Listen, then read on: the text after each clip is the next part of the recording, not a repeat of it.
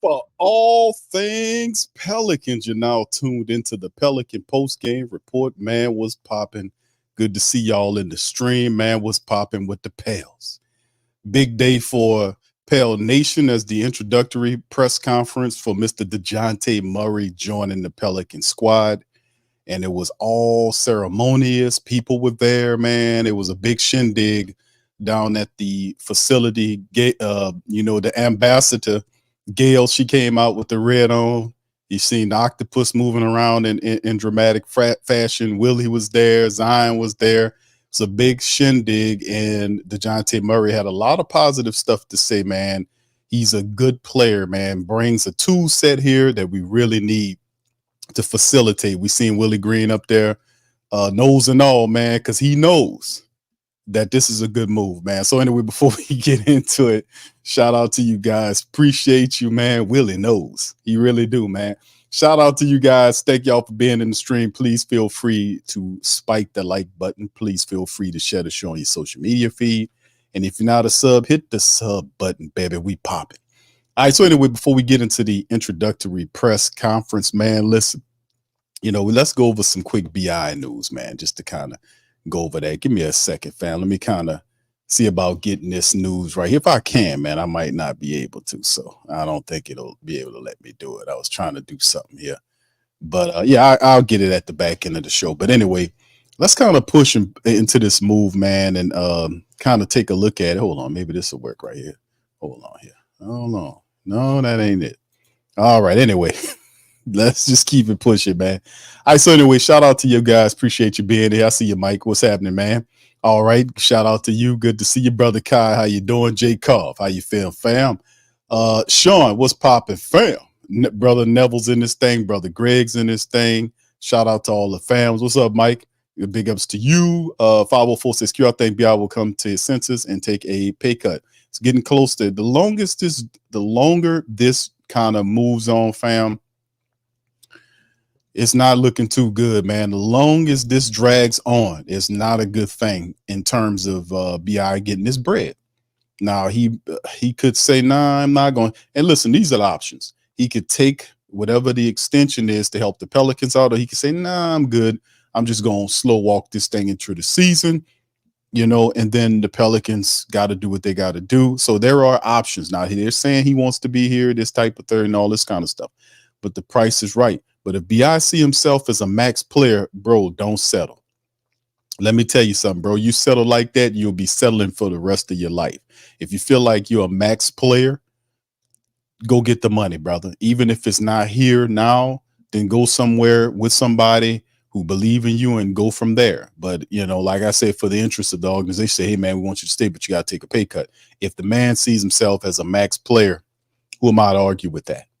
Do what you got to do, brother, because the Pelicans are going to do what they're supposed to do. I assure you that. All right. Shout out to you, Pelicans. Nola, how you doing, fam? Appreciate you being in the stream. Hotline Bling is a good song. Shout out. Okay. You said BI Stan. What's up, brother Kendall? How you doing, sir? Big ups to you. No one giving BI that. I hear you, brother, but that's BI says he feels like he's the man. That's the options. You either take a pay cut, or he plays out the season on that deal, and the Pelicans ultimately try to take something for him. Now, we'll talk about some options, some realistic options, man, as we go on into this thing. You see what I'm saying? All right, big ups to everybody. What's up, Lionel? How you doing? He says, hey, do you think Marcus Morris would be a good starting center? I mean, he's still a free agent. I don't know about starting center, bro. But Marcus Morris, kind of old up in the tooth. And maybe like a reserve big, like maybe a 4 type or something like that. Maybe in the smaller rotation, you could put him in as a 5. But in terms of him being a starter, I think that's beyond him, bro. I think we could do a little better than Marcus Morris. Several years ago, man, I would love to have had Marcus Morris on this team but right now, I think he kind of passed his prime. You know what I mean, brother? Thank you for that, man. All right. Yeah, he needs to play like indeed, bro. Hey, you're right, bro. You're right. Indeed, man. All right. I know. What about trade? That's the deal. The Pelicans got it, and it's the hardcore reality of this, man. This has everything to do with business. That's what it's about. It's all about business. Trey Murphy III is coming up on a contract extension coming up here soon. Not this year, but going into next year, all into the future. It's I ain't gonna say that it's I don't want to make Bi sound, because Bi still have a lot to give to a team that can really use them and put them in the right position, like a Detroit. You know, if Detroit ever wanted to take a guy, because Bi can go there and really do his thing. But in terms of the Pelicans, you kind of look at it, you say you got Jordan Hawkins and Trey Murphy the third. Those guys are young guys that need to get more live game reps to kind of to grow. Now they'll get a lot of time. That depends, because they'll be coming off the bench, and we'll see what kind of bench rotation Willie Green sticks with. Because really, you got guys, man, that you really need this. At least four guys coming off the bench that need to see minutes. You get what I'm talking about? And really, the Pelicans, I'd see them at times staggering a lineup, but at most of the time, the Pelicans really need to mesh in and get a 10 player rotation, and kind of use that rotation, like I said, to kind of keep guys fresh. Like, we don't want to overdo it with Zion Williamson. We want to make sure we bring Zion along. You know, you see what I'm saying? Because we've had all this history. When you tend to lean on him a little too much, he kind of fractures and cracks up. Not his play, but his body. So we're gonna have to be able to do a deep rotation, get five guys off the bench, give these guys minutes to keep our starters fresh. And then I don't think we'll have a problem with scoring off the bench if they keep Bi and you got the five of Dejounte and Herb in the backcourt is awesome. Then you got Bi if they keep him, and then you got Zion, and then you got whoever the center gonna be. So if they keep Bi, you might end up seeing a situation where is Messi the guy? Is he's Messi? Is Messi? Is he the guy that the Pelicans feel good about going? Is it Daniel Tice? Tice could be a guy they can start off with. I mean, he could play a little bit for you, and then again, you know. So it depends, because it's still a moving thing based on what the Pelicans going to do. I don't know what they're going to do from day to day, because they real wishy washy, and they ain't moving with a like a plan. There's a trade out there for you. They got some trades with multiple teams you can get involved in. There are some teams that the Pelicans can straight up trade with to get a player. You know, and you might listen, there are guys out there, man, because there's still a lot of guys that teams want to trade. So you got to make it work some kind of way. And we'll see what David Griffin got going on, man. We'll see. We'll see. I don't want to give him away for nothing, but fam, listen, you don't want to get nothing for him either. So, we'll see. All right. What's up, Caleb? Good to see you, man. Appreciate you. Good question. Who do you see as of right now, man? It's going to probably be Daniel Tice. Now, if you're talking like we got Yves Messi, we don't know what he's going to do. Now, I like his potential, but we still got to see what the kid can do. Maybe if he lights up the summer league, maybe that'll kind of give him a springboard for the Pelicans to kind of move into that thing. But it depends on how fast Messi picks up what they got going on. Because at some point in the future, you can see him basically being a guy that gets out there and playing. Now, Daniel Tice is a reserve big that the Pelicans brought on to kind of, add some defense and some toughness there to the front court. So we have to see. But as it stands right now, man, to me, I have to lean on, if you're going with a actual big in the rotation, it probably will be Tice. Because I don't know what Messi gives you right now. So that's why the talk is to see if the Pelicans can go out and find somebody. So it's still a work in progress, man. We ain't got much to pick from on team, you see, unless they run a small rotation and add somebody in there. I guess, at times they're talking about putting Trey Murphy at the 5 in certain things, using Zion at the 5 in certain things. But man, listen, bro, we need to be woeful of doing stuff like that with Zion, matching them up with centers and all that kind of stuff. And his fragility, right now. I know he's getting better at it, but man, we don't want to let's walk slow on all that other shit. You see what I'm saying? Until Zion can show me he could play a full season, bro. Let's chill out with all that matching them up with against centers and all. You know what I'm saying? But we need to do, man. If the dude's a centipede, we need to put the guy in a position, make sure that he's healthy enough to contribute at his spot before we start trying to move him around and have him doing all this other stuff. Are y'all with me on that? We need to keep him around. All right. Yeah, Mike, I agree. CJ better off the bench. He is. And we talked about this before. And the biggest sticking point a lot of people talked about was whether the Pelicans would put CJ in because of the 33 and the third that he makes. He makes a lot of money. He quick to tell you, man, I get paid like an all-star. I get paid like, what I'm saying? He real proud about that wine and that money. He real proud about that money. He loved talking about that money.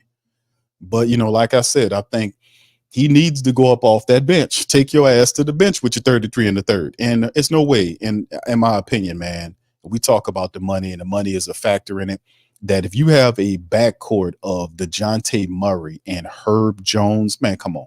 That'll fastly become probably one of the better backcourts in the entire NBA. Not number one, because they got a couple of good ones up there. But when you're talking about guys that just play defense and just give you fits, can we possibly see a backcourt? Now, I know this is just something like we seen with Drew Holiday and what Derek White did with Boston, but a little bit more athletic. Because Herb we can't disrespect Herb. Herb knocking the three down, playing defense all around. And Herb's game is going to continue to grow because he works on that game. He worked hard on that 3-point game to become a 3D. So he's not just a defensive specialist. Herb knocks the threes down. And Dejounte Murray is a dude that can hit the three. He's also a guy that can play really stellar defense. He gets to the cup. He hits his free throws, and they're very solid, man. So could we possibly see a unit that can fast become one of the top 5 backcourts in the NBA with Murray and Herb? Defensively speaking, without a doubt. But the other stuff, we'll see, man. That's a pretty good damn backcourt. Size, defense, mentality. They mesh each other really well. And Herb gave his number to Dejounte Murray. That was super cool. Shout out to Herb Jones, man. Herb put in work, gave his number to Dejounte Murray. Shout out, salute to Herb on that. What these numbers mean to these guys, man. Some of these guys are real superstitious about that. But Herb gave the number to Dejounte Murray. That was big, man. That was big. So I think CJ goes his ass to the bench where he belongs. And then you got Jose Alvarado, CJ McCollum. You got Trey Murphy going to come off the bench if you keep BI. Then you got other guys. You got Tice off the bench if he's the dude, Hobbit, Yeeves, whatever the case may be. You still got Jeremiah Robinson Earl off the bench as well.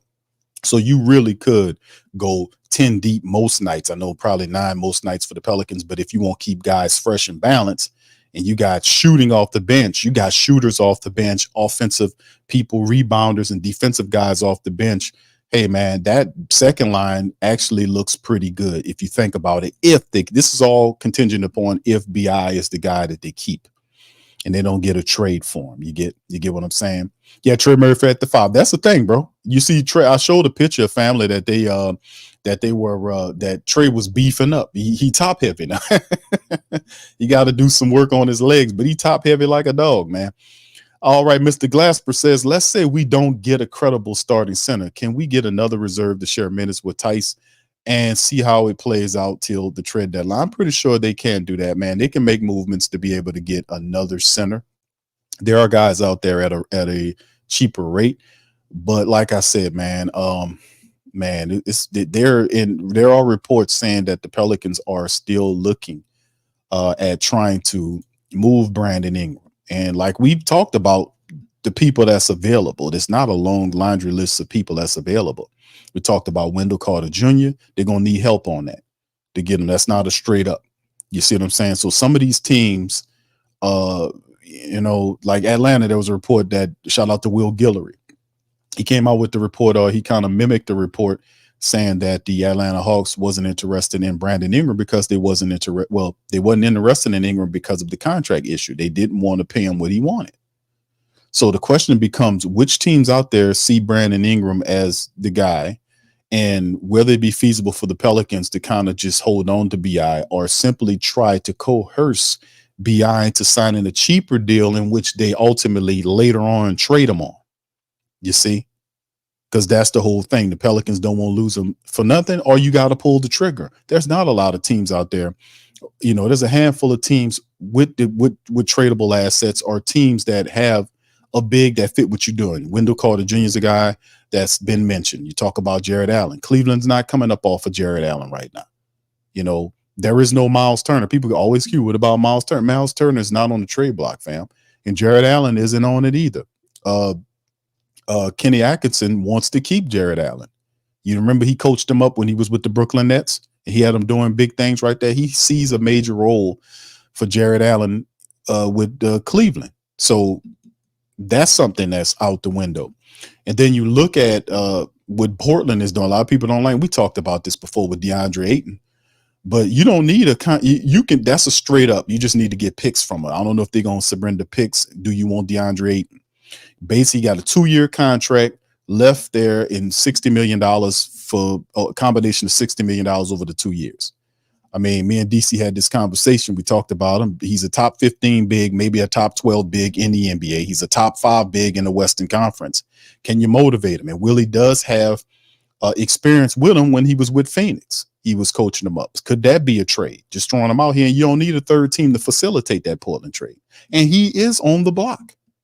So is that somewhere you want to kind of send him to and get him out of your hair and get a starting level big that can run, that's 7 feet tall, 240 pounds, has an offensive game. You got to look at some of the off court stuff. He does silly stuff every now and again, but could you motivate him? That's the whole thing. And it's like at this point, some of the guys you're looking at, we talked about this. It's going to be something wrong with them, right? It's going to be something going on with them. But in terms of talent, which guy fits in terms of who you have that's available? And we can't pick all these other guys because you only got a few guys that's available that fit that level of a starting level big that hit the ground running. You ain't got that much you're working with. So at the end of the day, can the Pelicans, if that is indeed the trade, and I'm not saying it is, but if you ship them out there and they say, okay, yeah, we'll take BI for DeAndre Ayton, whatever, could the Pelicans get picks for him? Would you settle? Would you guys like a BI to Portland because he's BI's with 30-something million and your boy with 30-something odd million? Could that be the thing where you ship him out there and then you get picks as along with DeAndre Ayton who hits the ground running? Would that be something that the flock would love to see? Just a question. So we'll figure it out, man. We're gonna keep it pushing and moving, man. It's just something we just going over. But anyway, shout out to the fam. Appreciate y'all, man, for being in the stream. Y'all hit the like button. We're up in this thing. We're going to get going in just a second. There's 2 interviews I want to play, one of which is the introductory press conference that we got on the screen. We're going to live react to that. Well, not live react. I'm live, but the press conference ain't. And there's another video that they release when it's a one-on-one between one of the Pelicans reporters and Dejounte Murray in his Pelican uniform.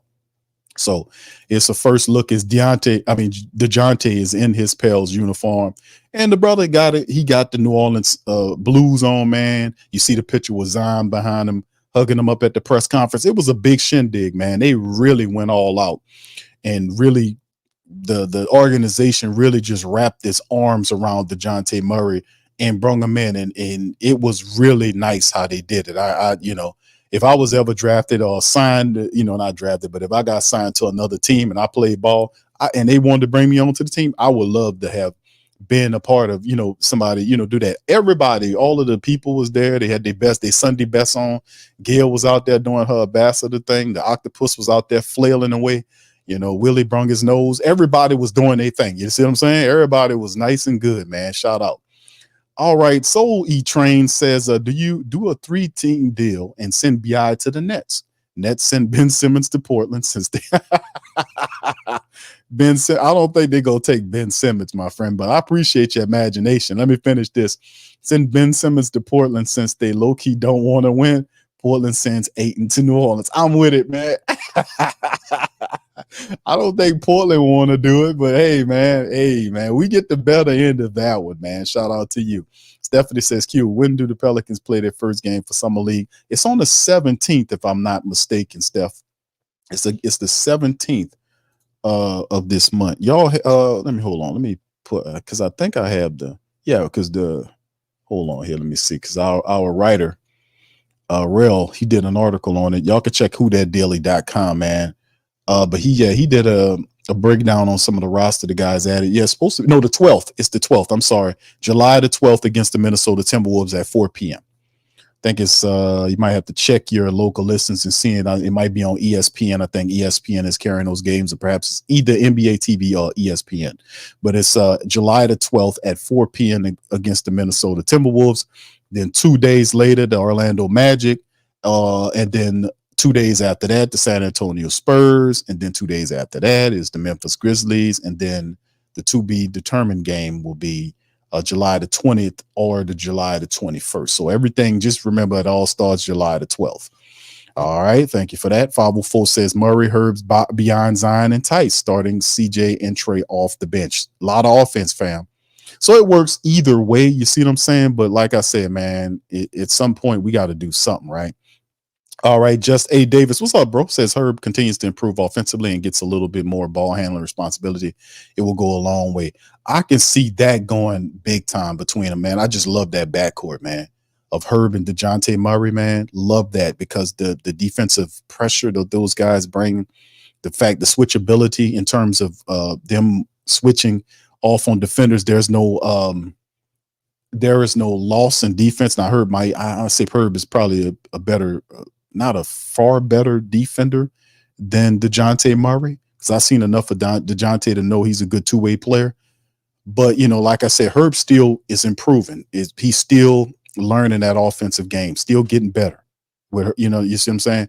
So to me, I love that backcourt of Herb Jones and Dejounte Murray because they can score and play defense and they don't let up. So that temperament really is going to be awesome watching those guys play basketball, man. 504 Coast definitely got to get a center. Really don't see one that's available and worth getting 8, and he's soft and he quits. That's the whole thing. You ain't going to find somebody that's like perfect right now. You think about Jared Allen might be probably the best option for you. Walker Kessler's another one. Robert Williams has that knee issue, and I love to have Robert Williams healthy. A healthy Robert Williams is a beast. But he has that knee issue, man, and it's been a lingering issue with his knee. When big guys get knee issues, boy, that's a red flag, red flag, red flag. So maybe not as a starter, but you already got Tice, so that kind of knocks Robert Williams out of the block in terms of bringing him in as a reserve big. But Walker Kessler, he doesn't fit the switch all, but he's a guy, and that also depends because Utah is reportedly want a single first-round draft pick for Walker Kessler. The only thing is, if you pick up Kessler and you bring him here, you're going to have 2 young bigs. Will Kessler get in the way of Yves Missi development? Because Kessler is going to eventually want a contract, right? So how does that fit? Would you want a more veteran big in front of Yves?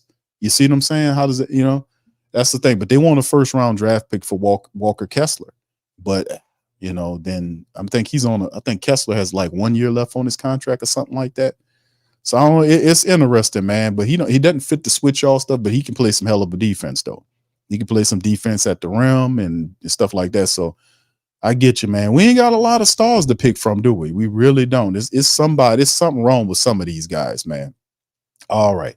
Shout out to the fan. What's up, JT? How you doing, sir? Blessings to you as well. Shout out to the entire flock, man. Thank y'all for being here. Hit the like button. Big Boo Hoffa, what's up, bro? Says Brandon Ingram got to go. He will slow the game down. He's a teammate hater, really? And pace killer. Now, he does slow the game down. Ain't no doubt about that. He does slow it down because when you give him the ball and he does his back down thing, and then he's, and he does slow the game down. But, I think it's the time window is as well. We got Trey Murphy who fits Zion like a glove. It's all about Zion Williamson. We did the thing where we tried to pair these guys. We know BI is eventually going to be out of here. If it's not right now, it's going to be at some point later. We know CJ McCollum, they're going to be trying to get him out of here as well, too. Maybe not right now, but maybe, before the trade deadline, maybe into next year when his contract becomes a 1-year deal where it'd be more attractive for somebody that want $30-something million off their books, and they take CJ McCollum for a year. So at some point between now and then, both those guys, those former second and third options are off the team. So you have that's the bad news, if you just perceive it as bad.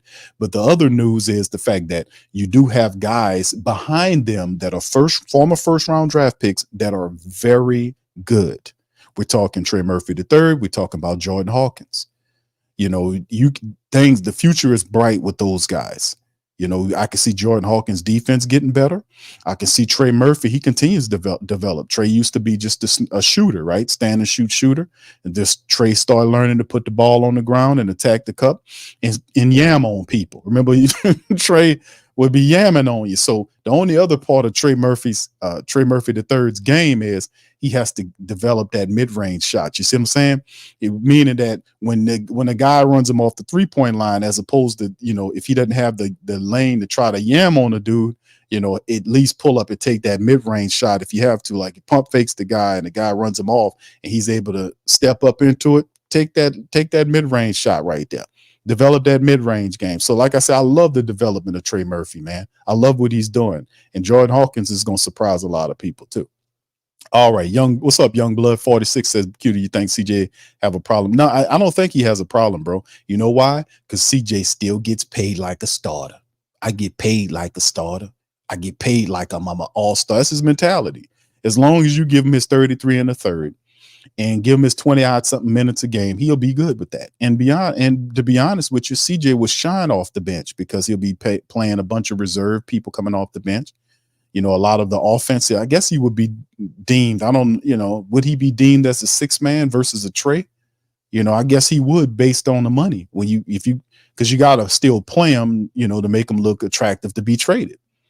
So if he getting this 24, 25, 26 minutes a game, something like that a night, he's not a starter, but his minutes are pretty, beefy, then, man, I don't think he puts on a picture bitch about that. I don't. I think as long as I get paid like a all-star. I get paid like a star to him and his damn wine. All right. What's up, Nardi says, LOQ said Willie brought it. Yeah, no, brother. I'm saying no, Willie knows, brother. Yeah. You see what I'm saying? Willie knows, bro. Willie knows. Willie knows, man. Willie knows that his team, I'm trying to spin this shit like I don't know what, but Willie knows, bro. He knows. Willie knows. He knows he got Dejounte Murray. He got Herb Jones. He got Trey Murphy. You got Zion healthy. Eventually, Misi's going to step up. His defense is further along than his offense, and sometimes that's all you need. We don't need Yves Misi to be the offensive juggernaut that Valanciunas was. We just need him to, play some defense, clean up the offensive glass, block shots, get stronger so he can take on the centers. How fast do you think Misi gets there? His defensive game, he's very good defensively now. So it just depends, man. It depends because he has to get stronger to contribute. So that's a big part of the game. Anyway, big ups to y'all, man. Appreciate y'all. Big Boo says, yeah, J-Hawk got to be the first off the bench. No, he ain't the first. Well, because you got to look at it too, bro. J-Hawk probably not going to be the first off the bench. If your bench rotation looks like this, and we all saying no, starters are Murray, Herb, Ingram if they don't trade him, right? That's the asterisk. Zion and whoever the center gonna be. Then off the bench is CJ, Jose Alvarado, who balling right now for Puerto Rico. Shout out to Jose Alvarado doing his thing. Him coming off the bench and Trey. That's the top 3 guys we're looking at, right? Trey and that's guy. So the 2 guard positions, you got, CJ, you got Jose Alvarado, then you have Trey Murphy. It's still then if you want to go bigs, you have Jeremiah Robinson Earl, who Willie Green likes a lot, who we think he's still gonna get good minutes. You got Tice, who they just picked up, the pacing, or if it's Misi, it depends. And then of course Jordan Harkins. So how does he fit in the mixture? Or does Willie give you more Jayhawk than he gives you Jose? You see what I'm saying? Who looks better next to each other? And then of course, if you're using CJ McCollum as the top guard off the bench, then he'll be the guy that's pretty much running the offense off the bench. So get ready for CJ McClickam. Bottom line, man. Coming off the bench, CJ McClickam.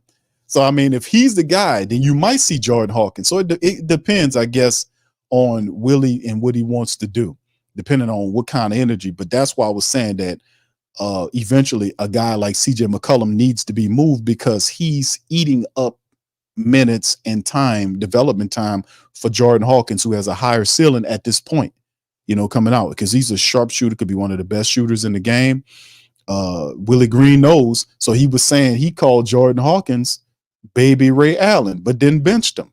Hey, bro, if I had Baby Ray Allen on my goddamn team, Jesus Shuttlesworth, man, I'm letting him cook. I'm not putting Jesus on the bench, man. That's Jesus Shuttleworth Jr. that he got on his team, according to Willie. And Willie set the man down. I'm not benching Ray Allen Jr., brother. I'm sorry, man. So either that was some smoke right there. He was just being overly,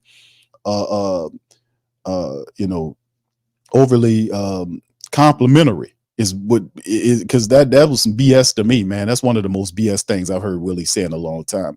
That's like when the octopus David Griffin says that Zion Williamson is an overcharged, what do you call him? An overcharged Draymond Green? A supercharged Draymond Green. And that was so silly. But Willie Green called him Baby Ray Allen or something like that, and then set him on the bench. I mean, you don't sit Jesus on the bench, bro. Jesus Jr., you don't do that, brother. All right. Yeah, it could be Rob. What's up, Rob? It could be he was trolling this, man, because that's some BS to me, brother. If that's Baby Ray Allen that you see Jordan Hawkins at, ain't no way in the world that man sitting on no bench, especially when I need shooting in the play-in and in the playoffs. Jesus Jr. is coming up off the bench. Let me tell you something. And CJ McClickam is going to have to sit his ass down. We play him a little. You got to play him enough to trade him and move him. But yeah, it's a balance in that right there. But anyway, big ups. What's up, 504? Shout out to you. Big up, Stereo. I see y'all, man. Hit the like button. Now let's get ready to go into this, man. This introductory press conference. After this, there's another interview I want to play that was a one-on-one with Dejounte with his uniform on, talking to a reporter. Let's get this cooking and popping. Y'all put one in the chat if y'all can hear this.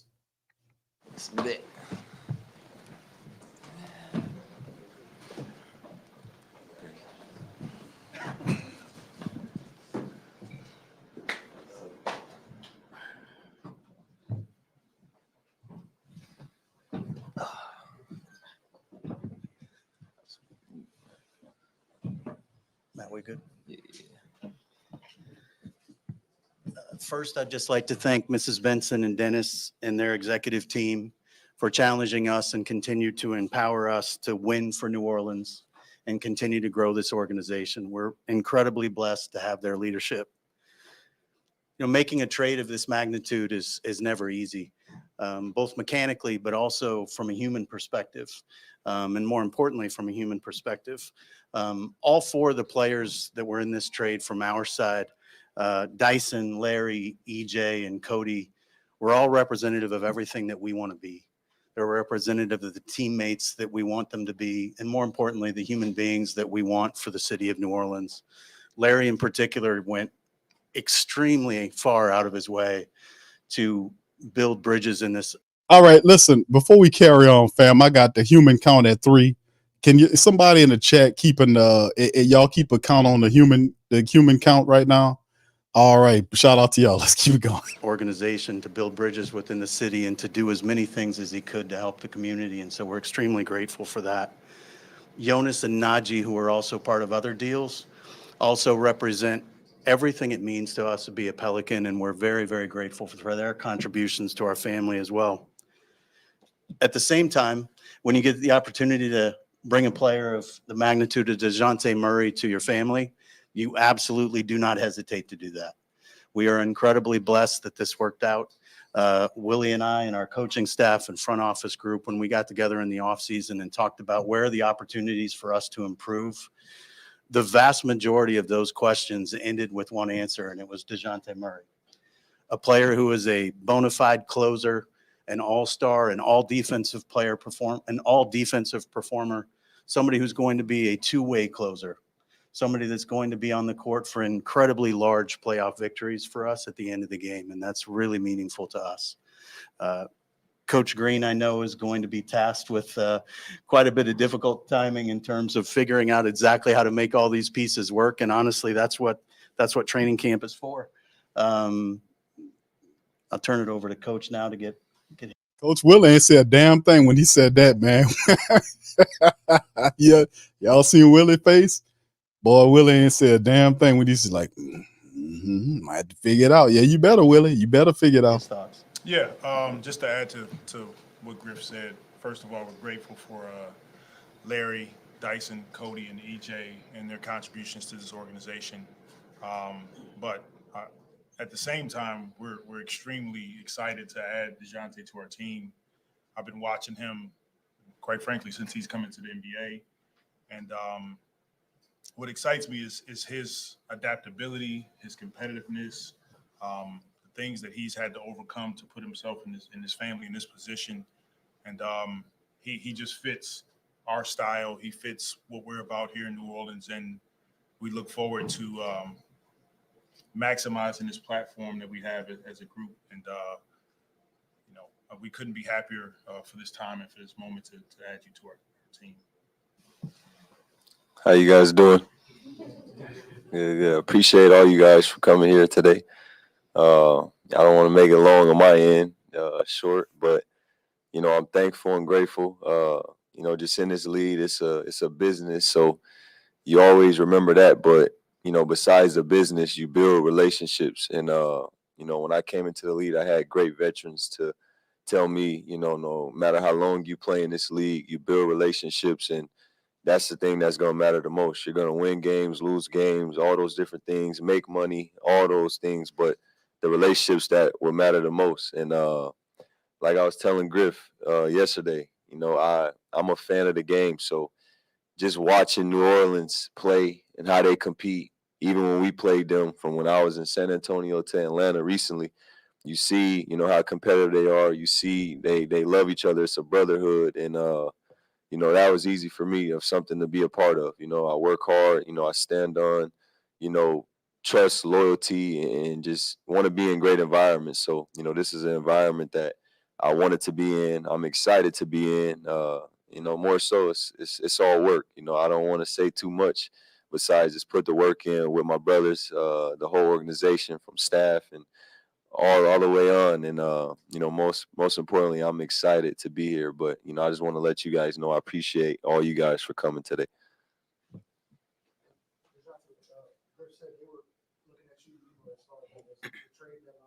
How much have you kind of kept the eye on this situation? What do you think about your fit with this team?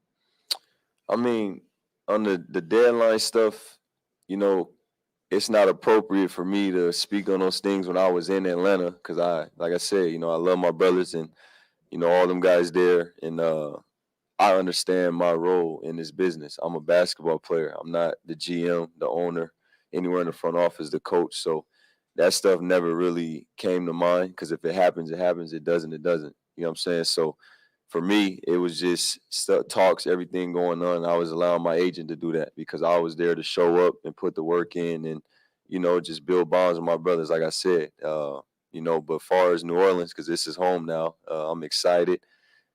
Fans of all of these guys, like I said, not just Zion. You go down the list, and then I fit in with these guys because I'm a competitor. From day one, I want to compete at a high level. I don't want to lack in no drills, whether it's sprints, skills and drills, whatever. Coach could say we're coming in, and if we're coming in, I'm 110% invested in just who I am as a person. I don't really brag on myself. I don't like praise. I want to continue to grow as a man, a father, and a basketball player. So, for me in this situation, I fit in perfect. And I think it's going to be a smooth transition, and I'm excited. Love that, man. Let's go. Let's go, DeJounte, man. Let's go. I'm going to show y'all some pictures, too, after we finish the interview. A bunch of the pictures, man, of how the inside of what happened, man. They had some great pictures that they took of all the people was at this event that we don't get to see that was off camera.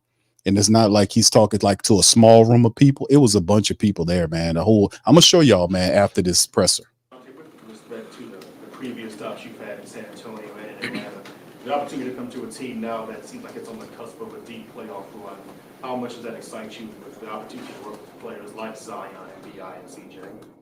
I mean, like I continue to say, I'm excited because you got a young group of guys who or still have chips on their shoulders. They want to win. You watch New Orleans play. Like I said, I got to compete against them. So I knew this was a tough matchup, just knowing that they were willing to compete, whether it was a Tuesday or a Friday, Saturday, it didn't matter. They were, ready to compete. And, a lot of shouts out to coach and his staff for always having them ready to compete and play together. And in this game, to win, it can't be 1, 2, 3, 4, 5 guys. You got to have your staff and everybody on the team from 1 through 15, ready to go out and compete at a high level. So, like I said, I'm just excited to play with every single one of them.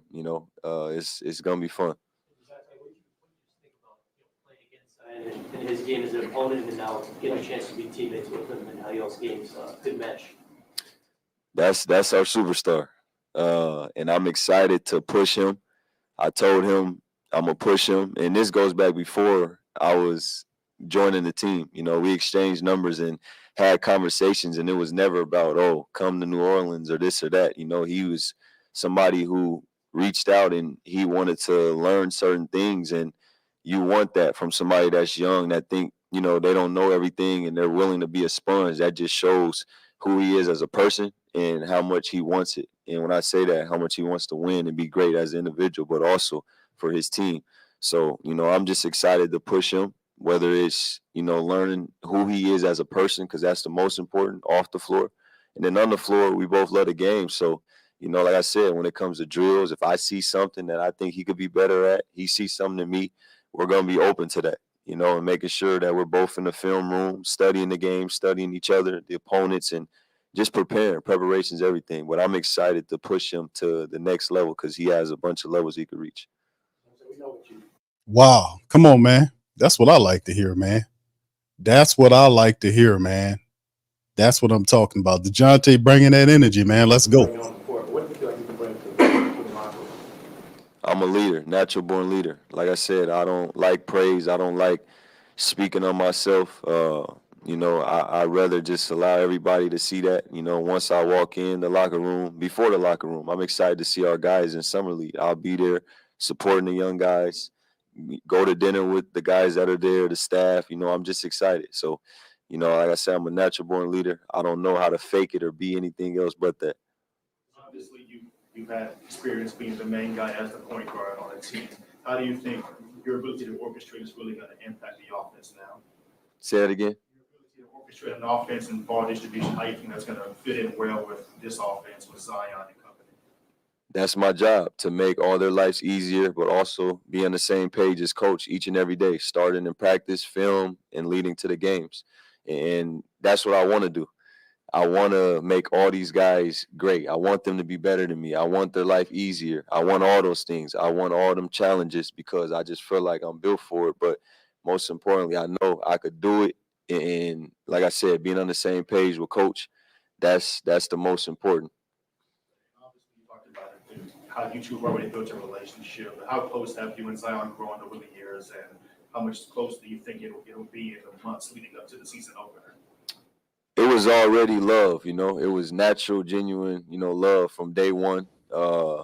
Just knowing what he did to get here, how hard he worked to get here, what he's dealt with from everything.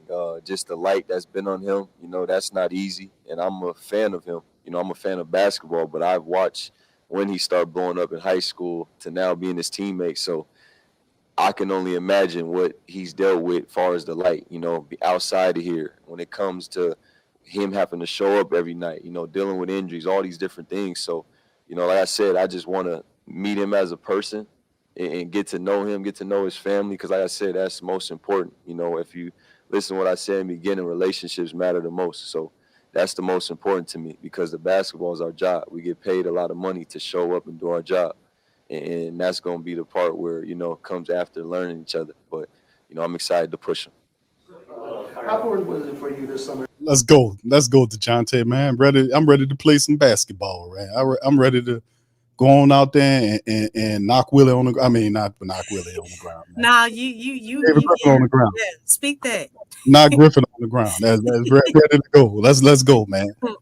Okay, we got shout out to Lex. How you doing, Lex? What's going on with you? My bad. Just getting out from basketball practice, man. I'm trying to get here. Shout out to my girl Lex in the building. Big ups to y'all guys, man. We reacting. Lex, before we continue, What are your thoughts on Dejounte Murray up to this point? I know you've seen a lot of the press conference. Yeah. What do you thought about his maturity? The anti-CJ, a lot of people in the chat picking that up, man. Yeah. The anti did the difference between Dejounte Murray's energy and everything. Yes. This guy right here, this is a leader. This is not a politician. And I hope y'all understand, like, when I say that now, okay?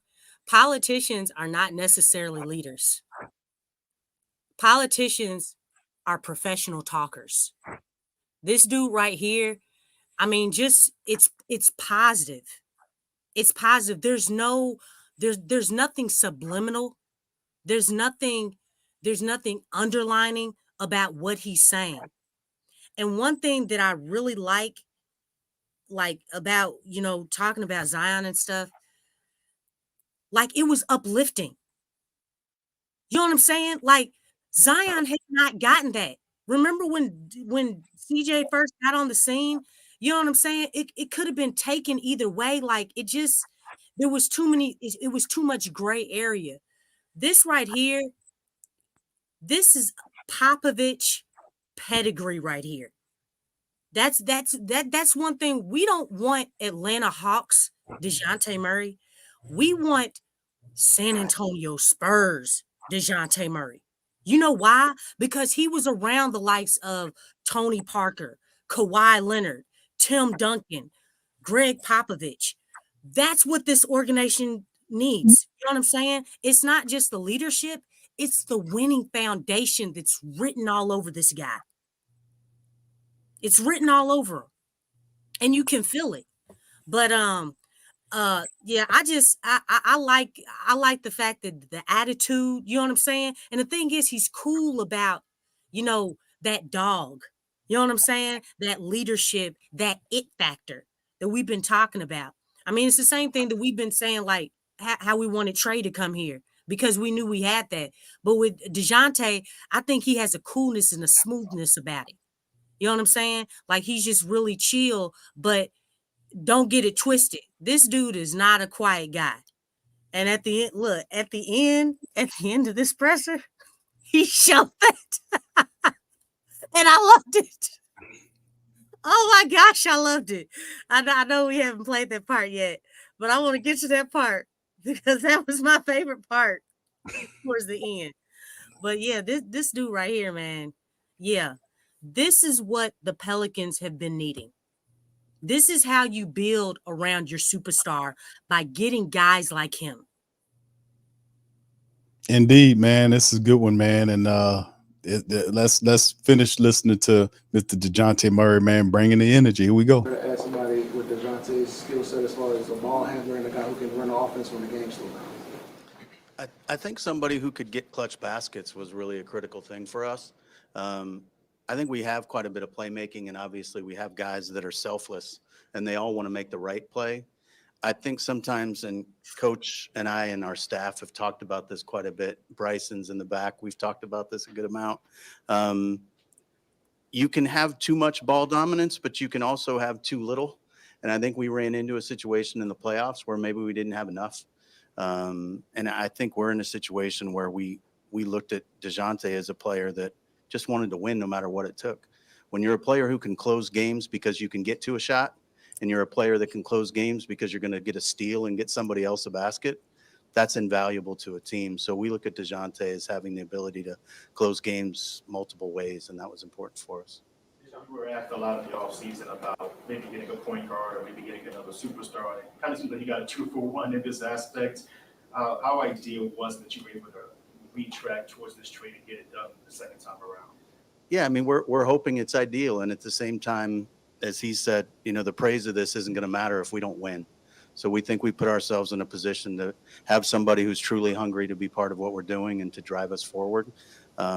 We were really excited that it was something that was available to us. It'd probably be disingenuous of us to say we recognize the degree to which he's going to lead this group.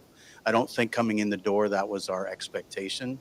And you sit with him for 3 minutes, you know what this is going to look like. This is going to be different. And I think that's something for us that's the most exciting.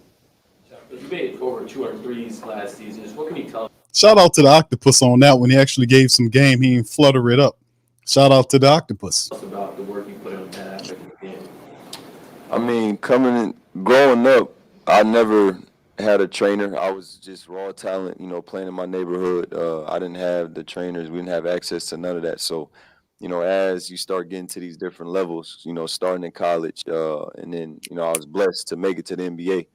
And get with great people and just be around, a bunch of people that's done it before me, whether it was a coach or player. And, when it comes to working hard and just putting the work in, that's something that I want to do. And that's a chip on my shoulder that I have from just where I come from and knowing there's always room to improve. So even with that, I just look to get better in things each and every year. Kawhi Leonard told me when I was a rookie, don't chase nothing. Your journey's your journey, and just take it day by day and year by year. And that's all I did. Get better every year, and I try to come back and be better every year. And as the years start going, I start getting more confident with it. And then it goes into having a coach that believes in you.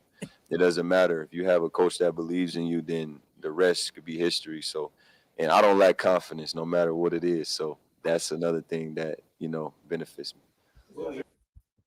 Shout out to Kawhi Leonard. I was trying to figure out who. Like, I don't see DC on. I was concerned. I was like, Big Q, who was laughing? That's Kawhi. Kawhi shot them out. Oh goodness, man. Playmaker since you've become the head coach here. How do you view Dejounte Murray? Because he feels like legitimate starting point guard. Your first here in New Orleans. How do you envision him fitting in for your offense? Well, those are some of the qualities that we love about him. Is that if you examine his career, he's had the ability to adapt to any environment that he's been put in, and the biggest, I think, what blossoms out of him is that he's a competitor. No matter what position he's on, he plays on the floor. He competes, and if he's playing point guard, he'll compete. If he's playing in San Antonio next to Tony Parker, it didn't matter. He just put him on the floor, and he's gonna make great things happen. But we definitely gonna put the ball in his hands, and it'll be in his hands some, it'll be in Zion's, it'll be in BI. So CJ, we have a number of guys that we can put the ball in their hands, and they'll feed off each other. And I think that's those are more weapons for us. Herb Jones, how can we play that court? Man, shout out to Herb Jones. He a real one. I reached out to him.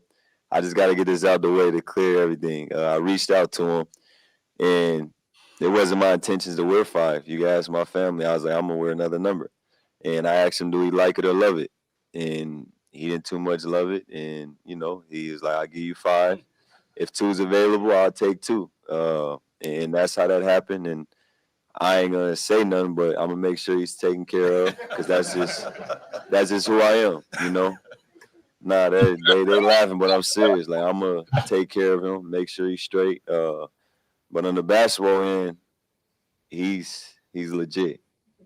He's legit, and I want to challenge him. I want him to challenge me, starting in practice. And I want to be on first team all defense with him, and that's something that I've been preaching since the trade happened.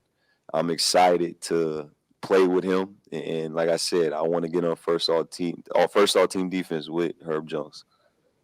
Last year you were very complimentary of Herb. What's it like just competing against him and just having 2 guys like you out there who can create turnovers? He's a dog. He's a competitor. He loves the game, and he takes pride in any matchup he has. So even if you go watch the Atlanta game, you see us going at it. You see us, chirping a little bit, and then after you just see us hugging and you see the love for one another. And that's what I love. That's what I can't wait to see in practice, because that iron sharpens iron, and it just helps your team. So to have 2 guys like that on the team, that's going to be – I was telling my family, like, we're going to be arguing on who's guarding the best player, because that's just something that I want to do. I want to guard the best player. He wants to guard the best player. So I'm just excited for his growth, his development. He's doing everything he's supposed to. I hear he's a great person, but I love to see it for myself. I want to meet him. I want to learn him and his family myself. And like I said, in the basketball end, you could just see his development. He continues to get better and better, and that's another guy's life I want to make easier and just help be great. About you being a closer, how much do you live for those last second moments? Build for it. That's all I can say. And when I say build for it, it doesn't have to be me taking the shot. I could create the shot, and one of my teammates, it doesn't matter who it is, gets the shot. I still feel like it's going in, and that's just who I am, and that's how I feel. I don't know how else to put it. Sometimes the point guard often is the reflection of the head coach on the court. What do you think about DeJounte's ability to be that floor coach for you whenever you're out there, games going on? Yeah, he's already proven and done that really pretty much his whole career. So I continue to see him blossoming in that role. Like I said, I've been watching DeJounte. I've got DeJounte. I've been watching DeJounte since he was young. He's really good. Oh, come on, Big Q. Now. One of his sort of like younger proteges coming up. When he tore his ACL, I reached out to him, talked to him right away because I experienced the same thing. So just knowing what type of person he was, what he had to go through to get to where he is in life, I was always keeping an eye on him. I was watching his game, watching how he developed, watching his progression in San Antonio, watching how he played off Trae Young, watching when Trae Young was out, how he played. I've always been watching him, because of my relationship with Jamal, because of just got love for guys in the NBA. And so when he gets on the floor, he's an extension of not just the coaches, but the whole organization and the community that he represents. And he's done that throughout his whole career. Well, you've got a lot of guys on this roster who've been really productive players in the NBA, put up numbers. I mean, what do you think about the challenge of making all the pieces fit and stuff? I look forward to it.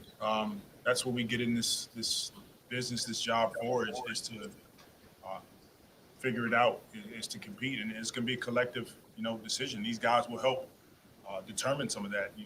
Don't put your head down. Let's hear what that man said. Diving into film and seeing what matchups work and things like that. But the biggest thing for us is that we want a competitive team. We want starting with high character. All of our guys have that.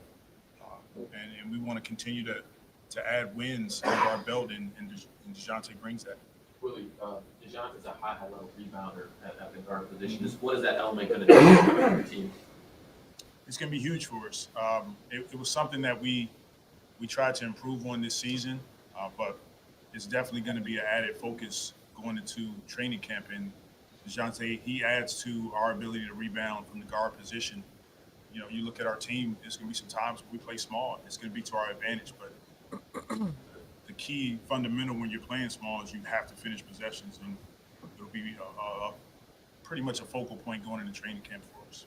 DeJounte, you've had several here. You have a relationship with Zion already. You have a relationship built in with Coach Green, and of course, David Griffin's already expressed the desire to have you on the team. How welcoming do all those factors come into play when it comes to you feeling welcomed and at home in a new area? That was a question? The fact that you have all the relationships already built in, like how welcoming does that feel? I mean, it feels great. Just them welcoming me, not just me, welcoming my lady, our children, my brothers.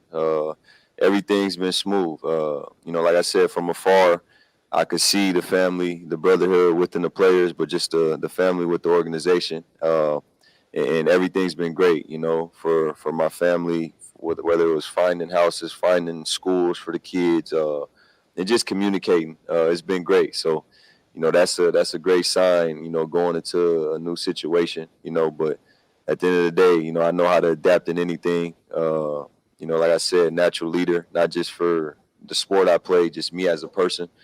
So, we're excited. Me and my family's excited, and we appreciate everything and everybody.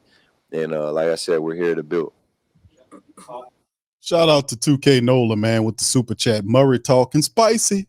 We still need a center. Shout out to you, brother. Thank you for that, man. Appreciate you on the super chat. And yeah, Murray's saying a lot of positive stuff, man. We got a few more minutes. We're going to fill out about 5 more minutes. Then we're going to react. Lex, I'm going to hear from you. Here we go. Already to Zion, you mentioned Herb. How many of your other new teammates have you talked to? And more importantly, have you already started thinking about what you guys want to do during the rest of this offseason? Like, are you thinking about in your head, organizing the guys, getting together, all that type of stuff? I can't forget about BI. That's my brother. We go back. We the same high school class. We was at All-American camps together. So we built the relationship in high school. And that guy, he's a great person. He works hard. He wants to win. We've been communicating. He was actually somebody that called me in the morning before this even happened and asking me, like, you think it's going to happen? And I had no clue. I'm like, what are you talking about? And then obviously later in the day, you know, I get traded to New Orleans. But, you know, I'm excited about all them guys. I talked to Trey, you know, Jose's situation. I don't know what's going on with that, but I've talked to him, been talking to him. So a lot of these guys, you know, you real recognize real no matter where you're at in life. And, you know, I've been fans of all these guys. You know, they've been fans of me as a person, a basketball player, and we communicated. But, you know, obviously, you know, I'm excited to get to know all of them. And like I said, push all of them, but I want them to push me too. And, you know, the rest, like I said, starts in Summer League. You know, everybody, whoever shows up, you know, we're going to get together, support the guys, go to dinner, and we're just going to continue to plan because it's going to start with that translate to the court. San Antonio traded you after your best season there, and then I think this past season was your highest scoring average of your career so far, and traded again. Is any aspect of that difficult, and how does it inform your perspective on the profession you're in as you enter this new chapter? It's a business. It's a business that I stay out of, like I said, when it comes to the front office and all these different things. And, you know, you got to realize in NBA you have to win. It's not on one player, but, you know, you always got to do what's best for your team. And, you know, sometimes those are hard things. And I understand that. Like I said, I understand the business. But, you know, for me, I keep the main goals, and everything where it's supposed to stay. And like I said, that's working hard and being a great person. And that's the same thing that I try to tell young guys coming to the league, you know, control what you can control. And, you know, San Antonio, Atlanta was Atlanta. You know, I'm in New Orleans as a Pelican, and I'm excited for that. And that's all that matters. And there was already a great team. There was already a great team to win 49 games and, you know, go to the playoffs. That speaks for itself. And I'm excited to come, like I said, help these guys. They help me and just, you know, build something. You know, you want to build something. And like I said, though, they were already a great team, and I'm excited to come help, you know, the team get better. The importance of being a leader, being a mentor for the younger guys. As you mature, how much does that become an emphasis for you, being that presence in the locker room? I mean, it's just always starting, you know, who I was as a kid. I've never followed nobody. You know, it goes just, you know, the cards I was dealt in my life from a young kid. You know, I've always was the guy that just did my own thing and tried to do the right things, always being smart and just being a natural leader. I never, like I said, I can't fake it. I don't know how to be nobody else but Dejounte. And, you know, coming to the locker room, it ain't me necessarily coming and saying, oh, you do this or you do that. No, I can't tell Zion to go work hard and I'm not working hard. I can't tell Trey to go, you know, watch film and I'm not watching film. So it's just stuff, you know, natural things, but keeping everything where it's supposed to be, you know, preparing and knowing that, you know, every game counts, every practice counts, taking care of your body, staying off your feet, just doing the right things, eating the right food, you know, just throwing that out there, you know, whatever it is to help better us as individuals, but also as a team. And I think that's all that matters. What do you think about the potential to put Dejounte and Zion in a pick and roll, spaced out floor, and the challenges it might cause for opponents? I mean, you said it. It's going to be a challenge. You know, these guys they're great basketball players. And it will not be a challenge. It's a challenge. Okay. Not for us. Check them on it. Check them. These guys are great basketball players. So you put the ball in their hands. A lot of coaching is just check that dude every single chance you get. They're smart. They all watch film. They all work it out in practice. Get ready for more of that. Together. Yes. It doesn't always have to be, I'm ready for it, Big Q. I'm ready for it. Dejounte and Z said it. That's a problem. If there's a pick and roll with Z handling and Dejounte said it, they got to make decisions. And so it's going to be a challenge for teams with the guys that we have, and it's for us to continue to figure it out. Before we wrap, we got a jersey presentation by Griffin and others.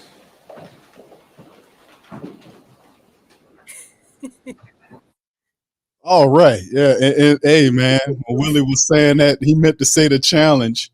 Yeah. But notice, see, Dejounte Murray says it's not going to, hey, get ready for that relationship. Yes. That's going to be big. That's the part I was talking about. That's what's like, check him on every single word. You know what I'm saying? Check him on everything. Be like, no, I don't like that play. No, we ain't doing that. Yes, that was live what this team really needs.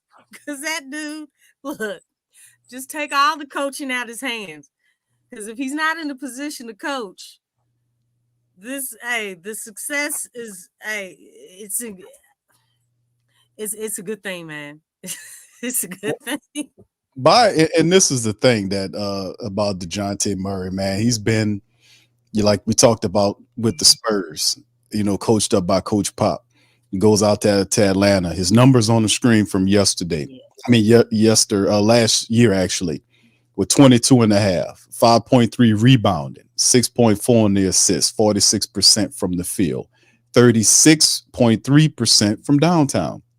He's a solid two-way player, plays defense, and he does play confident. He's a big guard, handle the ball, floor general.